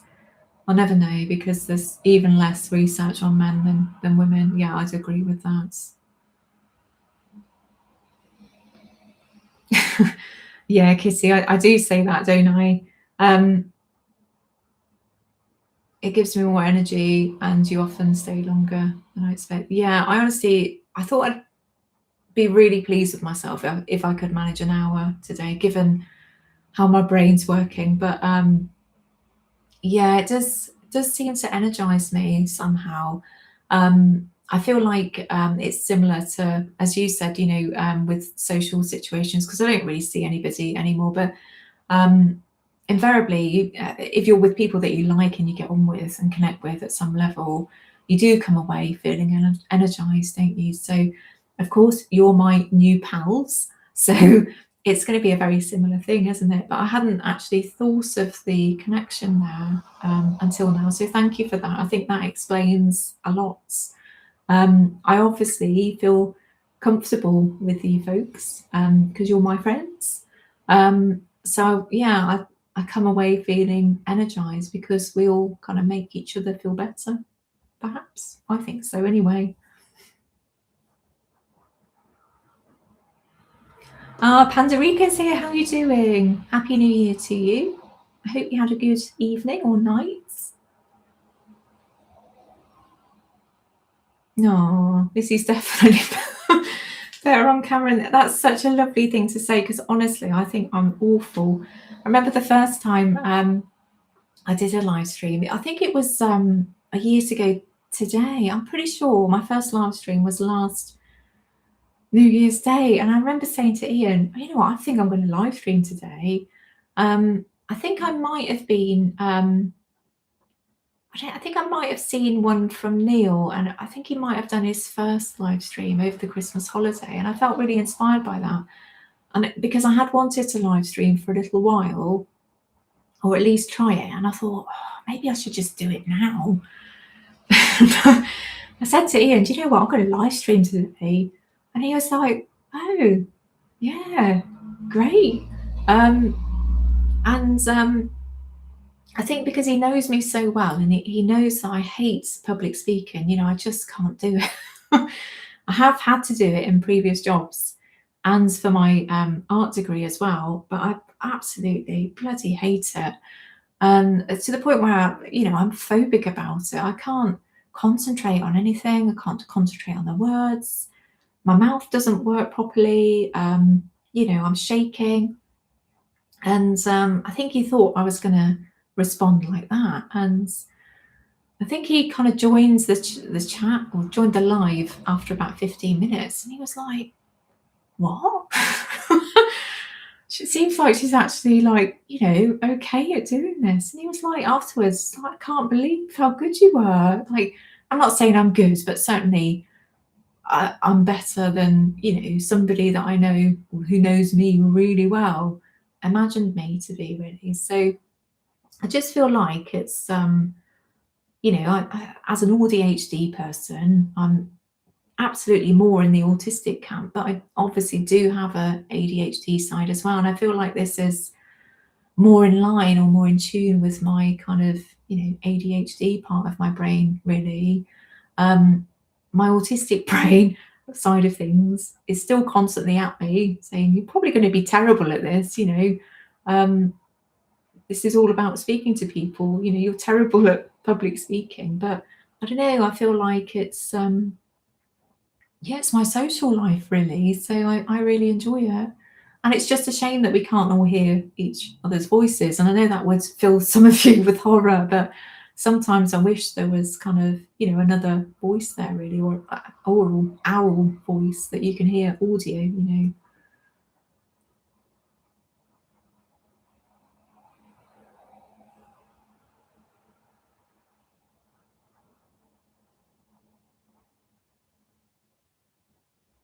Oops, it's jumping again.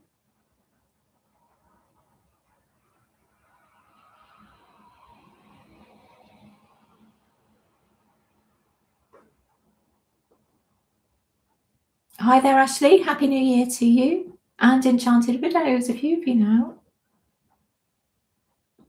I hope you're doing well and you had a lovely New Year's Eve.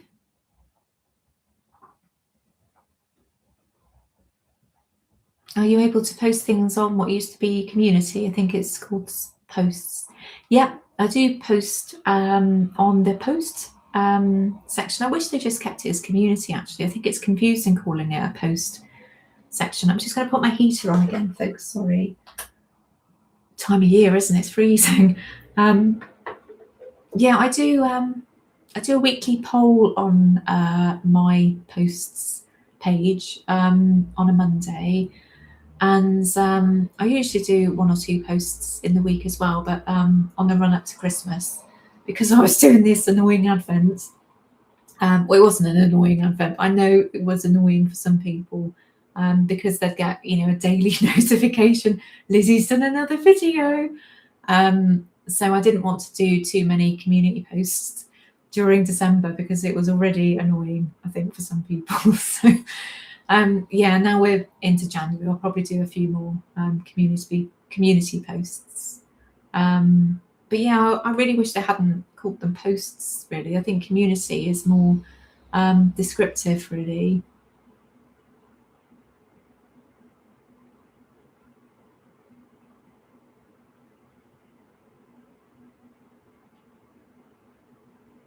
I have a little nuance, says Jim. I have a little nuance in negative emotions as well, maybe 4 to 6 tops. Almost nothing in the positive realm. Yeah, happy feels like hyper. Yeah, that's so interesting. When I feel happy in the moment, it is like a hyper thing, because whenever I think of recent times, it's always after a coffee. So obviously it's the caffeine buzz, isn't there? And that makes me feel hyper. So and certainly not every morning, because I have one coffee a day. I shouldn't really have any, but it's the only joy that I have in terms of food or drink. So I'm very reluctant to give up that coffee. But sometimes, yeah, I'll get that buzz from that coffee, and it makes me, well, I think it makes me feel happy. That's the brain connection I've got going on there anyway. So no, I do get that. Do get what you're saying. Hi there, Andy. Thank you for joining us, and Happy New Year. Oh, thank you for the videos. I usually have a listen to them when I'm out having a walk. Currently listening to this live stream whilst doing some work. Keep up the great work. Yeah, I think it's really interesting to hear from those of you that use live streams almost like body doubling. And I've been very mindful of this, because YouTube is a complete nightmare when it comes to, at the end of a live stream, I'll save it in unlisted, or I'll mark it unlisted, but it still comes up in the live streams. What's the word? Playlist. But what I've noticed is that once YouTube saves it as something that can be replayed, they'll absolutely ram it full of adverts, and I mean ram it full. So they're like one every 3 minutes or so, and it's really embarrassing, because I hope nobody thinks that I've purposefully rammed this live stream full of adverts, because one, why would you?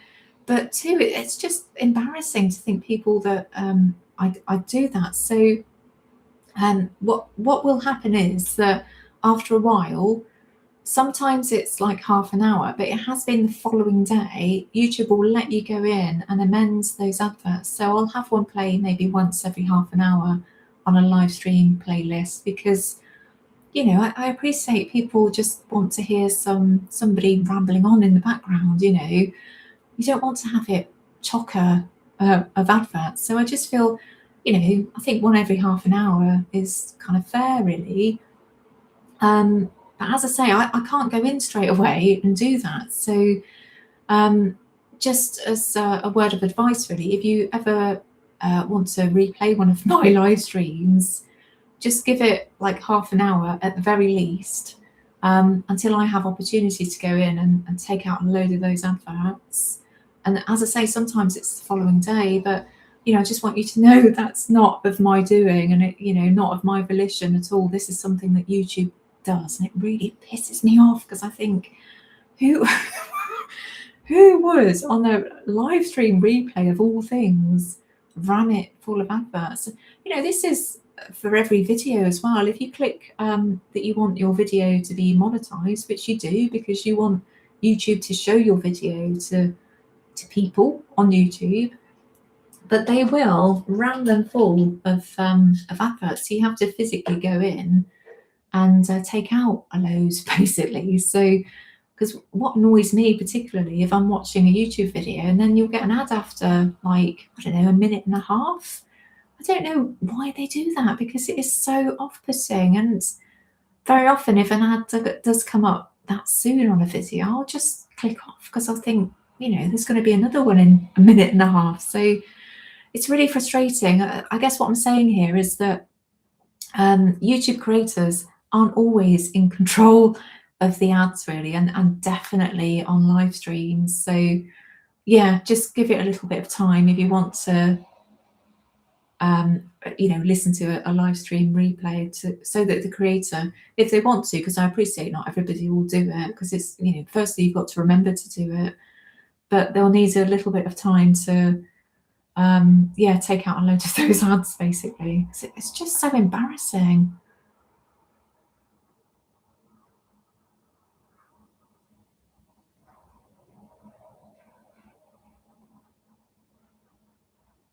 Oops, I'm jumping around again. It's really weird, this is. I don't know why.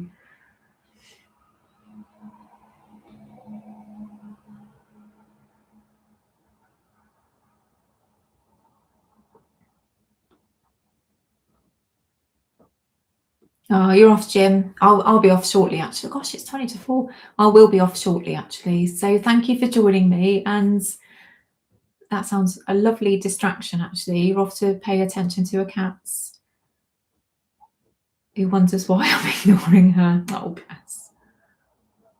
Oh, I've just realised Mike said woof woof because I asked earlier about if he had two dogs. See, my brain really, really is not working today. So thank you for that, Mike. I'm sure he's gone, but thank you for that. Woof woof for both of your dogs. Maybe there were 3 woofs, I can't remember, but certainly there's more than one dog.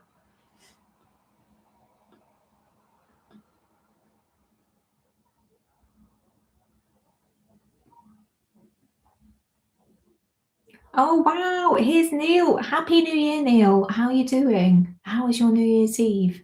I am going to be dashing shortly now, folks. I'm astonished that I've been able to hold a conversation for this long, as I've said, and thank you for bearing with me today. And as I said, February's live stream will honestly be a lot better than this one in terms of coherence, because I'll have sorted out all my medicines by then, hopefully.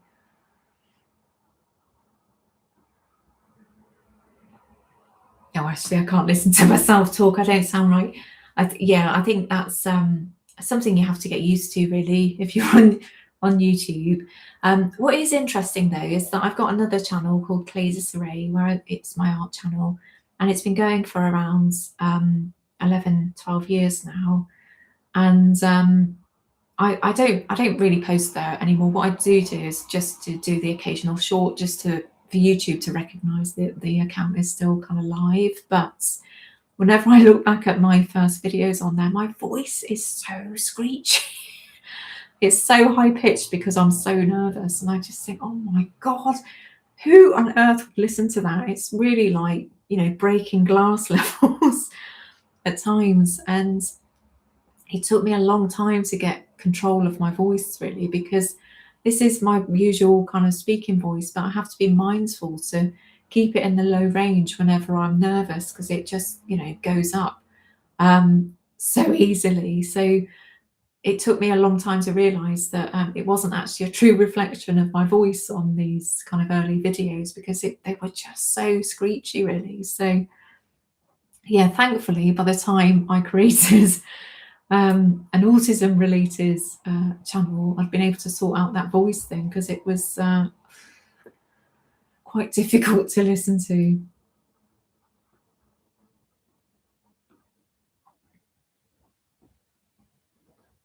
No, autistic, not alien. Love your videos. Don't we all, Pandarica? I think it really frustrates me that there are some really talented small YouTubers. I call them micro YouTubers because I'm one of them.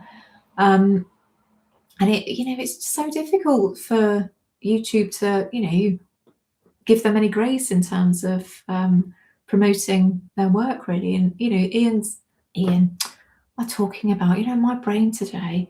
Neil is certainly one of them, really. I think his channel is really underrated. So I'd heartily recommend Autistic Not Alien, as I would Autistic Jenny, who was here earlier, and as I would, of course, Autistic AF.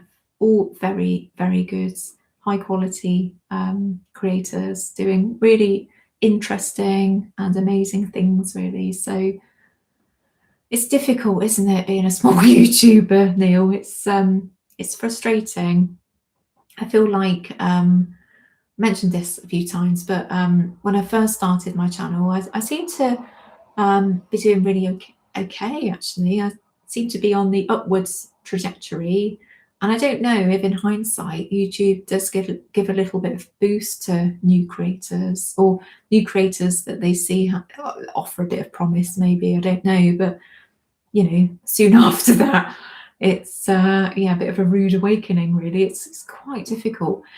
But I think it's happening to everybody, regardless of their channel size on YouTube, because I think if you look at even large creators, and I'm talking not even in the autistic sphere, but just any large general YouTube channel that's been around certainly for a few years.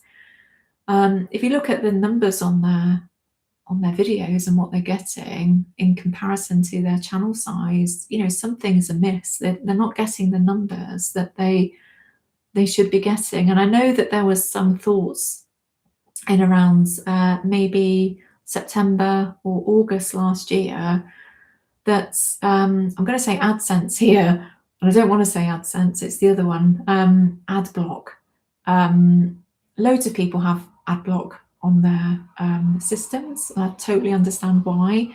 I used to until I became a creator on YouTube, and I understand how difficult it is, to be a creator. So I will watch ads now, and it's frustrating, but I do it as a matter of principle, because I feel like I'm a creator, so I should offer some grace to other creators. But if you have ad block, honestly, totally understand your reasons why, because I used to. But there is, there was a thought around that Adblock had done some kind of updates with regard to privacy, so that if people were watching YouTube and they also had Adblock on their system, and this would only actually happen on desktop, that their viewing figure wouldn't count essentially on YouTube. So I think there is some kind of funky stuff going on with YouTube, and certainly with Adblock. But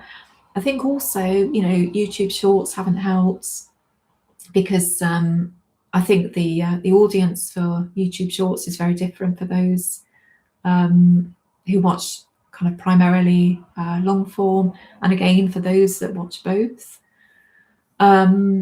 So it is really difficult to almost package your work to get people to watch it, really. So I think we've got a lot more kind of stumbling blocks as creators now than we would have done, say, 5 years ago. So I think it's also about remembering to be kind to ourselves as creators, because we're doing, tough stuff, really, in tough times, because I think YouTube is, quite difficult, really.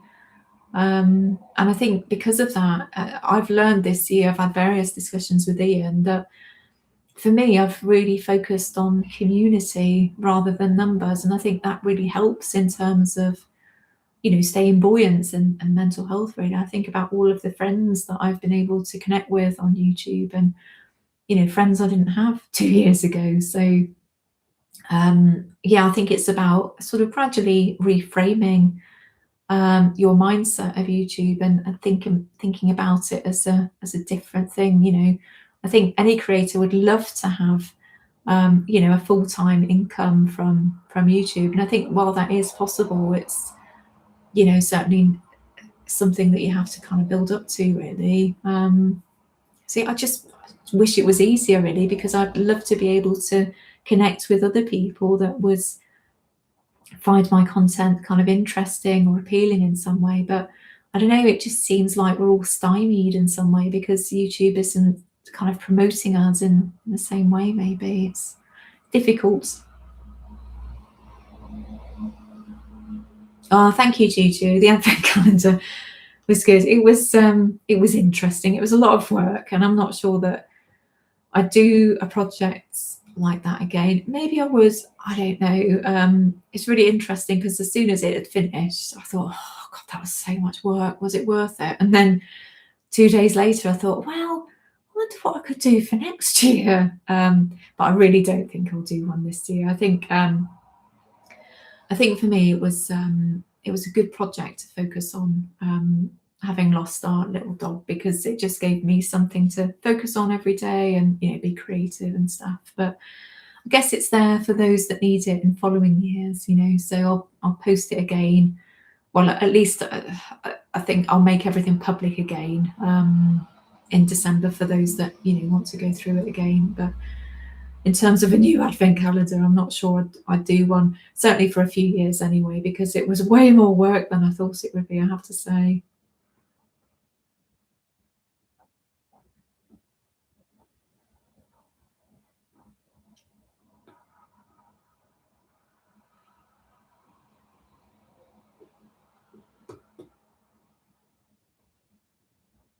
Oh, is there a way not to have adverts like that? Are you getting adverts today?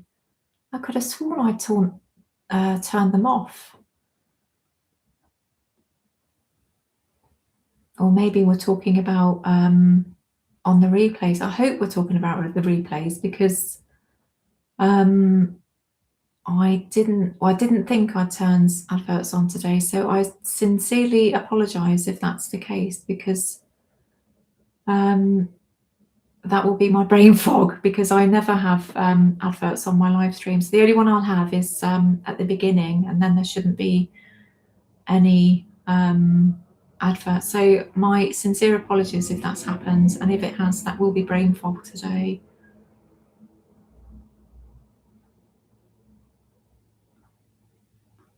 If you can let me know, that'd be great. If you have had ads come up today, because that's annoying if that's the case.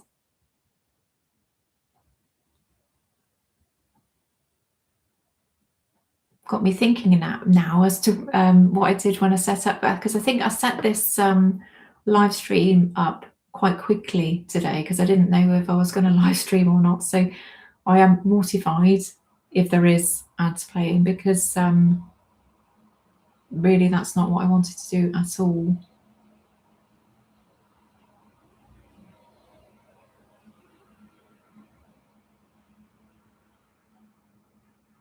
Robbie's off now. Should get ready and go buy a few groceries. I hope you enjoy the rest of your day, Robbie.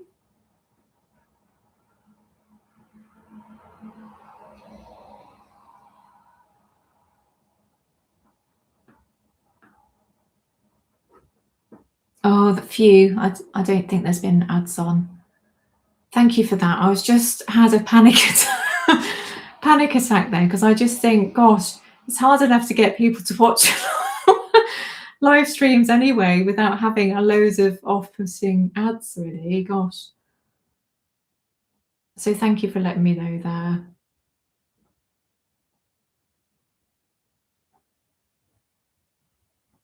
Oh, that's interesting. Loads of people are called you Ian, Neil. I think for me, it's because I say Ian all the time, so it's the first name that pops out of my head whenever or pops out of my mouth with any males at all. And similarly, you know, with dogs and stuff. And I've called Ian John Paul various times.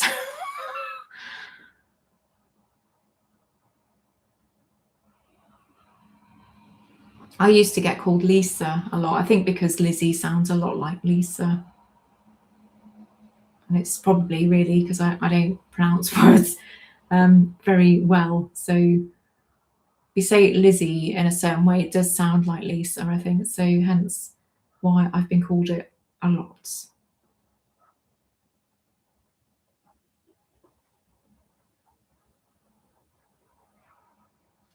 Oh, that's interesting, actually. I think it was over a year ago. YouTube stopped working if you had ad block on.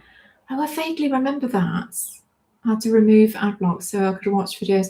Yeah, I think there's definitely still something going on with YouTube and ad block. Yeah, and if you focus on numbers and stress out about getting more viewers, people will, yeah, absolutely true. And I think that's why I think my mindset's completely changed with YouTube now, because I really want to focus on stuff that is more meaningful really this year, and to be less focused on numbers, because it's difficult anyway. So I think any video, even if you put loads and loads of time into it, would be disappointing in terms of viewing figures. So it's really about trying to do stuff that you kind of enjoy and find more meaningful. Certainly, at the moment, really, or any time, really. I've been making regular YouTube videos for over 2 years, and I've made 60 quid so far. It's hilarious, Neil, isn't it? I think some people just haven't got a clue with regard to YouTube. It really is pin money, unless you've got, a bigger channel, obviously, or if you've got a channel with quite an extensive back catalogue. Because, as I say, there's really big creators out there in terms of subscriber numbers. But if you look at their video numbers over the last year, they're not performing very well. But I think at least they've got that kind of back catalogue there for people to discover their kind of older videos. But if you've only been on YouTube for a year or two, we've not got a huge amount of back catalogue on there. So yeah, it's tricky. It's a tricky game. Yeah, I don't know why some channels take off and others don't. It's yeah, really difficult to know. Yeah, and there's the AI element as well. I think what's happening now is that YouTube is basically, through their AI, they're reading everything that you're saying in your video now, so they're not as dependent on SEO or video descriptions and stuff. They're basically transcribing everything that you're saying in your video and then presenting that to viewers who might find that interesting. So it is, yeah, it's a difficult thing to fathom, really, I think. And I think everybody's struggling. I think it's really difficult for small creators, certainly, but I think it's difficult for everybody at the moment, because I don't think anybody's getting the viewing figures that they're kind of used to, really.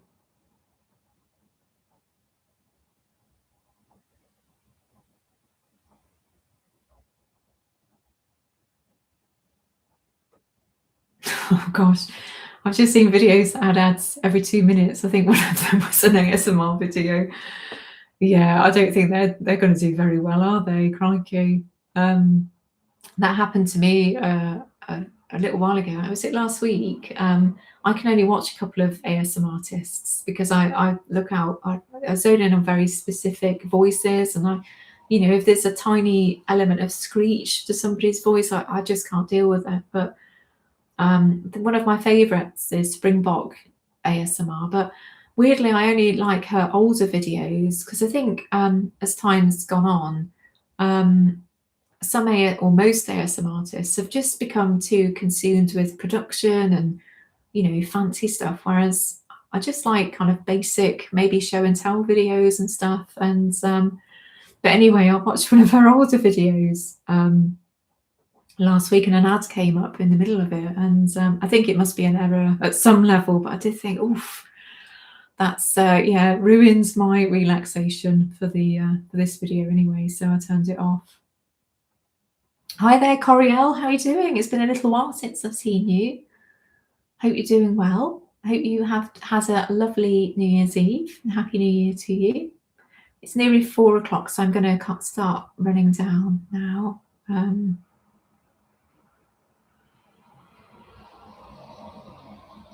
I'm especially intrigued by and jealous of the speed and scale of Meg's success. Yeah, she's gosh, she's done so well, hasn't she? I think without doubt she deserves the success, because you can tell she's put just so much effort into her videos. I do wonder if I think she's got a husband, hasn't she? Whether it's like they both work on that channel, because I struggle to see how one person could do all of that stuff, really, because it's beautifully shot. I say this, I haven't actually watched one of her videos for such a long time, but I know that the ones that I've seen have been really well scripted, really well thought out. So I'd be astonished if that was sort of one person behind that channel. For me, I think her husband's was probably helping at some level, maybe doing the editing or whatever. I'm not sure. Um, I know she's doing fewer videos now, or with less frequency, because I think I'm really thinking about when she was putting out a video a week. It did feel like I'm not sure one person on their own could do all of this stuff, though maybe she was, I don't know. She might be, a super whiz at computer stuff and be able to write all of these, really involved scripts. But I don't know. I feel like it's what I've just always assumed it was her and her husband doing stuff, but maybe somebody out there knows better.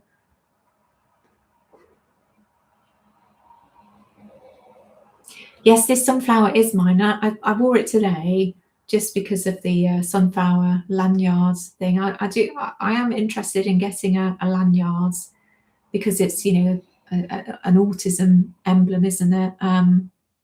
With certainly the lanyard version of sunflowers anyway. So yes, that was a little polymer clay, or is a little polymer clay creation. But yeah, I'm definitely going to look into lanyards at some point, because I feel like there may be situations where it may be useful to have one. I know they're supposed to be really helpful at airports, aren't they? So let me know if that's been the case for you. And I haven't talked about it today, Martin. So, and hello, I don't think I've seen your name pop up until now on this stream. So happy New Year to you.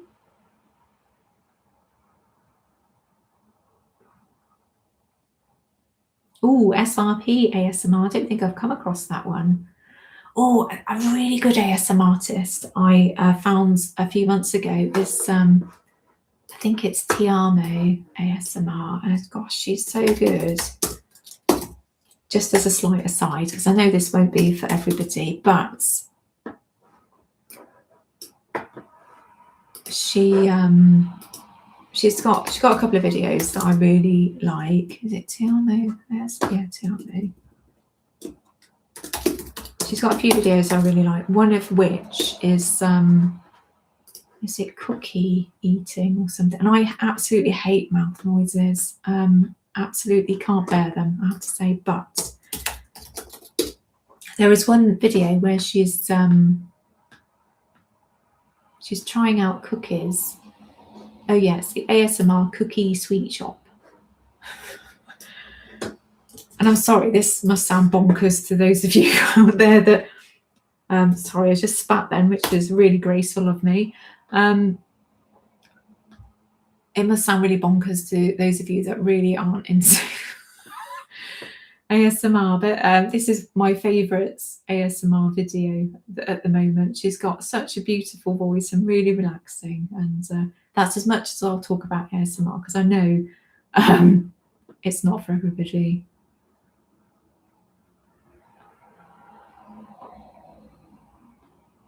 Yeah, it's not dark yet, Kitty. I find January hopeful in a way. That's another thing that is hopeful for me, because by the end of January it'll be like 5 o'clock when it gets dark. So I feel like there's it moves. There is a shift there. By the end of January, you can see that there is a difference there. So I'm excited about that.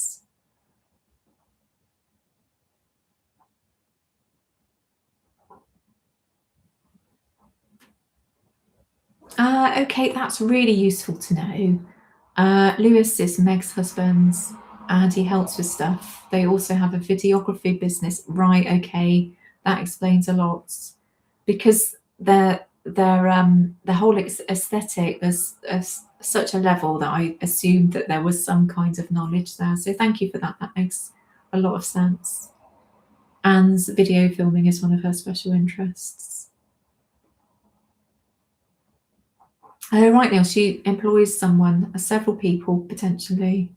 I wouldn't be surprised, because it is, I think she's got a really successful Patreon as well, hasn't she? So I feel she's just so inspirational. It's, but it is bonkers, isn't it? How one channel just explodes really, and it's so difficult for others. And I feel like Autistic AF is Mike's content is just such great quality. He's got such a brain for science, hasn't he? And I'm so envious of people that can read stuff and it sticks in their brains, because it just doesn't for me.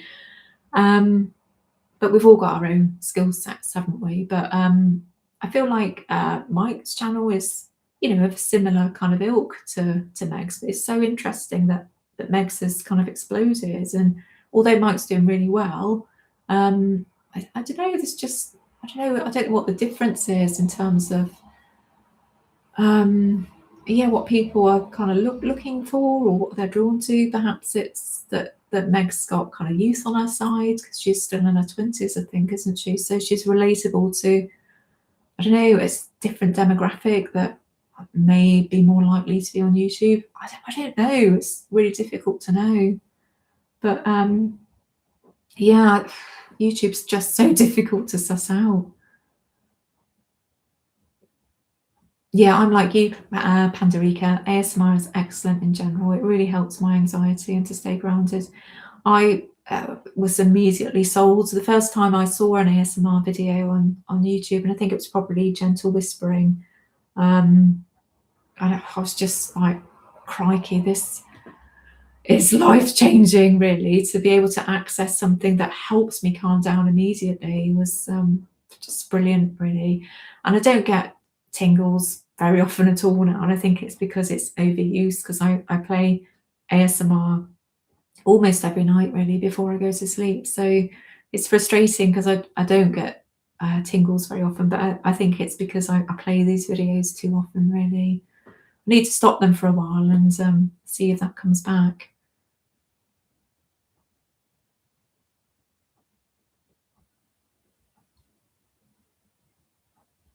Okay, the sunflower lanyard is for any hidden disability. That's really good to know, thank you. But you can get them with saying what disability you have. I've got one, and sometimes I find helpful in shops when you don't respond to them. That's really good to know. Thank you for that.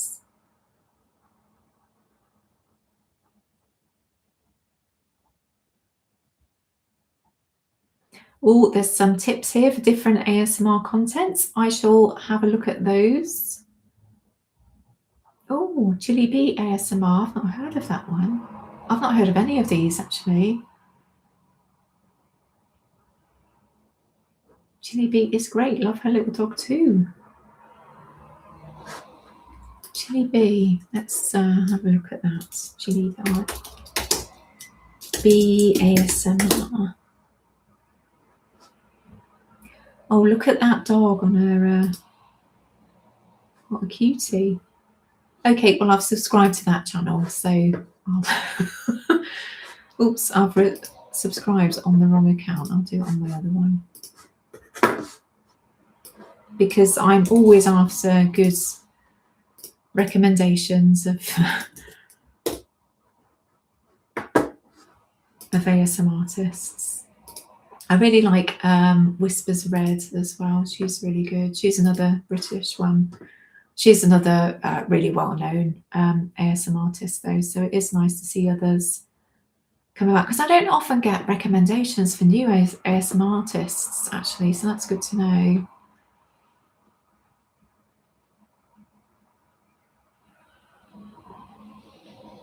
Yeah, I wonder whether those lanyards are understood or known everywhere. Yeah, I think that's the problem, isn't it? I think there is some awareness of them at airports, but be interesting to know. I think that'd be a video in itself, wouldn't it? Walking around places as to whether people kind of recognise what these lanyards are.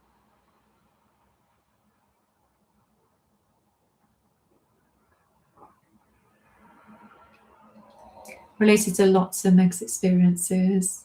What, running up the stairs on my toes isn't normal? Related to it, yeah. I think that's the thing, isn't it? A lot of this material transcends age groups, doesn't it? So she's really brilliant. I haven't watched a lot of her videos, I have to say, and the reason why, and I say this about most autistic creators actually, as much as I would love to watch their videos, it's kind of two-tiered for me, or two prongs. Firstly, I find that I get overwhelmed really easily when I'm both watching ASMR content, not ASMR content, um, autism related content and making autism related content. I just feel like my whole world is just autism related, and it can feel a bit kind of overbearing. But also, I try and, or what I want to do is to make my videos as fresh as possible. So I don't want to feel like inspired by other creators. I just, it's really important for me. And I've always been like this with any kind of creative endeavor. I want it to feel as much like me as possible and not sort of hugely inspired by other people. So, for instance, I might get worried that my sticky brain has, picked out or plucked an idea from somebody else and, created my own version of it. And I appreciate that, there's no original ideas anymore. We're all reusing ideas and stuff. But I just don't want to be, I don't know, I just want it to be as creative as possible, really. And it's not to say that I don't watch videos, where possible. I will catch up with some here and there, but I don't watch them kind of on the regular, really. And it does frustrate me because I do want to support other creators and particularly other creators that I like. But yeah, it's that kind of tricky balance, really. If I see a creator that's done a video about something that I've done recently, or if it's an area that I know that it's unlikely that I'll do a video on myself, then I will watch it. But if there's something there where I think, oh, I'd really like to do a video on that at some point, then I probably won't watch it because I don't want to have a sticky brain and use other people's ideas, because they're their ideas and that's their creativity, and I don't want to take that away from. And it's something that I've always worried about, not even just video making, but certainly at art college as well. It's a tricky balance.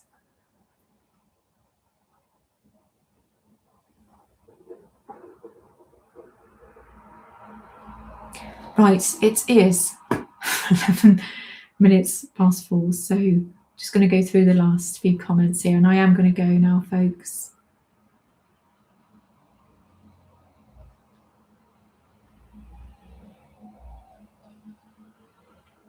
Do you get any ASMR from any real life situations? I don't actually. Get tinkles from checkout staff in shops. Wow. If anything, checkouts in shops make me feel horrendous because it's all the beeping and stuff. Yeah. Yeah, I don't really get ASMR. I guess I have had ASMR in real life experiences, but it's not very often.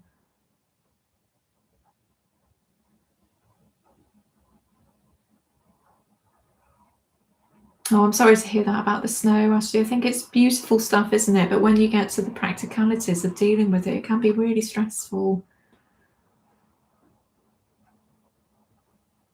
Have you worked on any movies or videos yet, Lizzie, from Robbie? NL saw someone say that what about it? You look like someone that I worked on a soap opera for the UK, I guess. I cannot remember the name. Ooh. Well, I've not worked on any videos this year, and I meant to say actually there won't be a video tomorrow because of my brain. So my first video will be next week, and I think what I'm going to have to do is be really mindful about how in-depth these videos are until I'm back on these vitamin B supplements, really. I have got some ideas though. So yeah, my first video of the year will be next Friday, and that's one of the reasons why I really wanted to do a live stream today, even though my brain's not on top form, because yeah, it would feel like too long, really.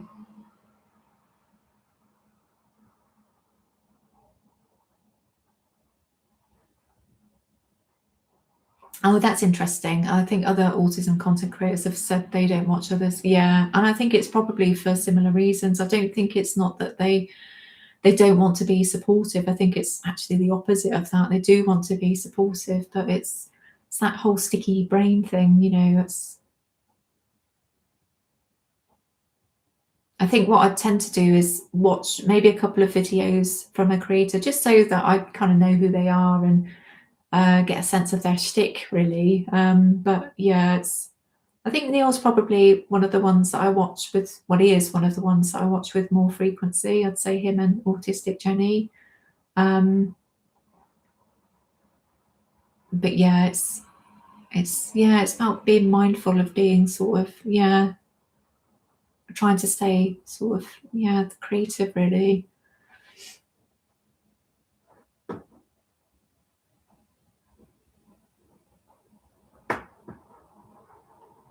Right, people are talking about going now, so I am going to go. So thank you for joining me today, and it's lasted way longer than I thought. Apologies if I've been a bit babbly here and there. Um, I'm just astonished I've lasted this long, so I'm feeling really quite tired now. So thank you for joining me. As I say, for for for those that have joined late and perhaps they want to watch the replay, give it a little while. So it allows me to go in and remove a load of the ads, because I'd just be horrified of thinking about people playing this live stream with an ad every 3 minutes or whatever. It's just bonkers how we don't have a lot of kind of autonomy, really, as YouTube creators. I'm wishing you all a very, very happy new year. I hope 2026 is all that you want it to be, all that you need it to be, and more. I'm really excited to see where this community goes this year, and what we can all get up to, really, and different video themes. I've certainly got some good ideas for videos this year. Um, so yeah, a very happy new year, and I'm going to hit end stream now. So thank you ever so much for joining me. Thank you, Pandarica. Thank you, Robbie. Thank you, Neil. Thank you, Liesel. Gosh, there's so many of you. Thank you, Ashley, Juju, Coriel, Mrs. Bifflechips, Kitty. Thank you again. Thank you. Here's Mike. Thank you for joining me. Happy New Year. Woof, woof. 2 little doggos as well. And yeah, that's it. So I shall see you next Friday, and the next live stream will be first Sunday of February. My brain working? I think it is. So thanks again. It's getting lovely and dark out there, which means it's time to go. Enjoy the rest of your day. Enjoy the rest of your holiday if you're off. And I'm going to hit end stream now. Bye. Bye. Bye. Bye.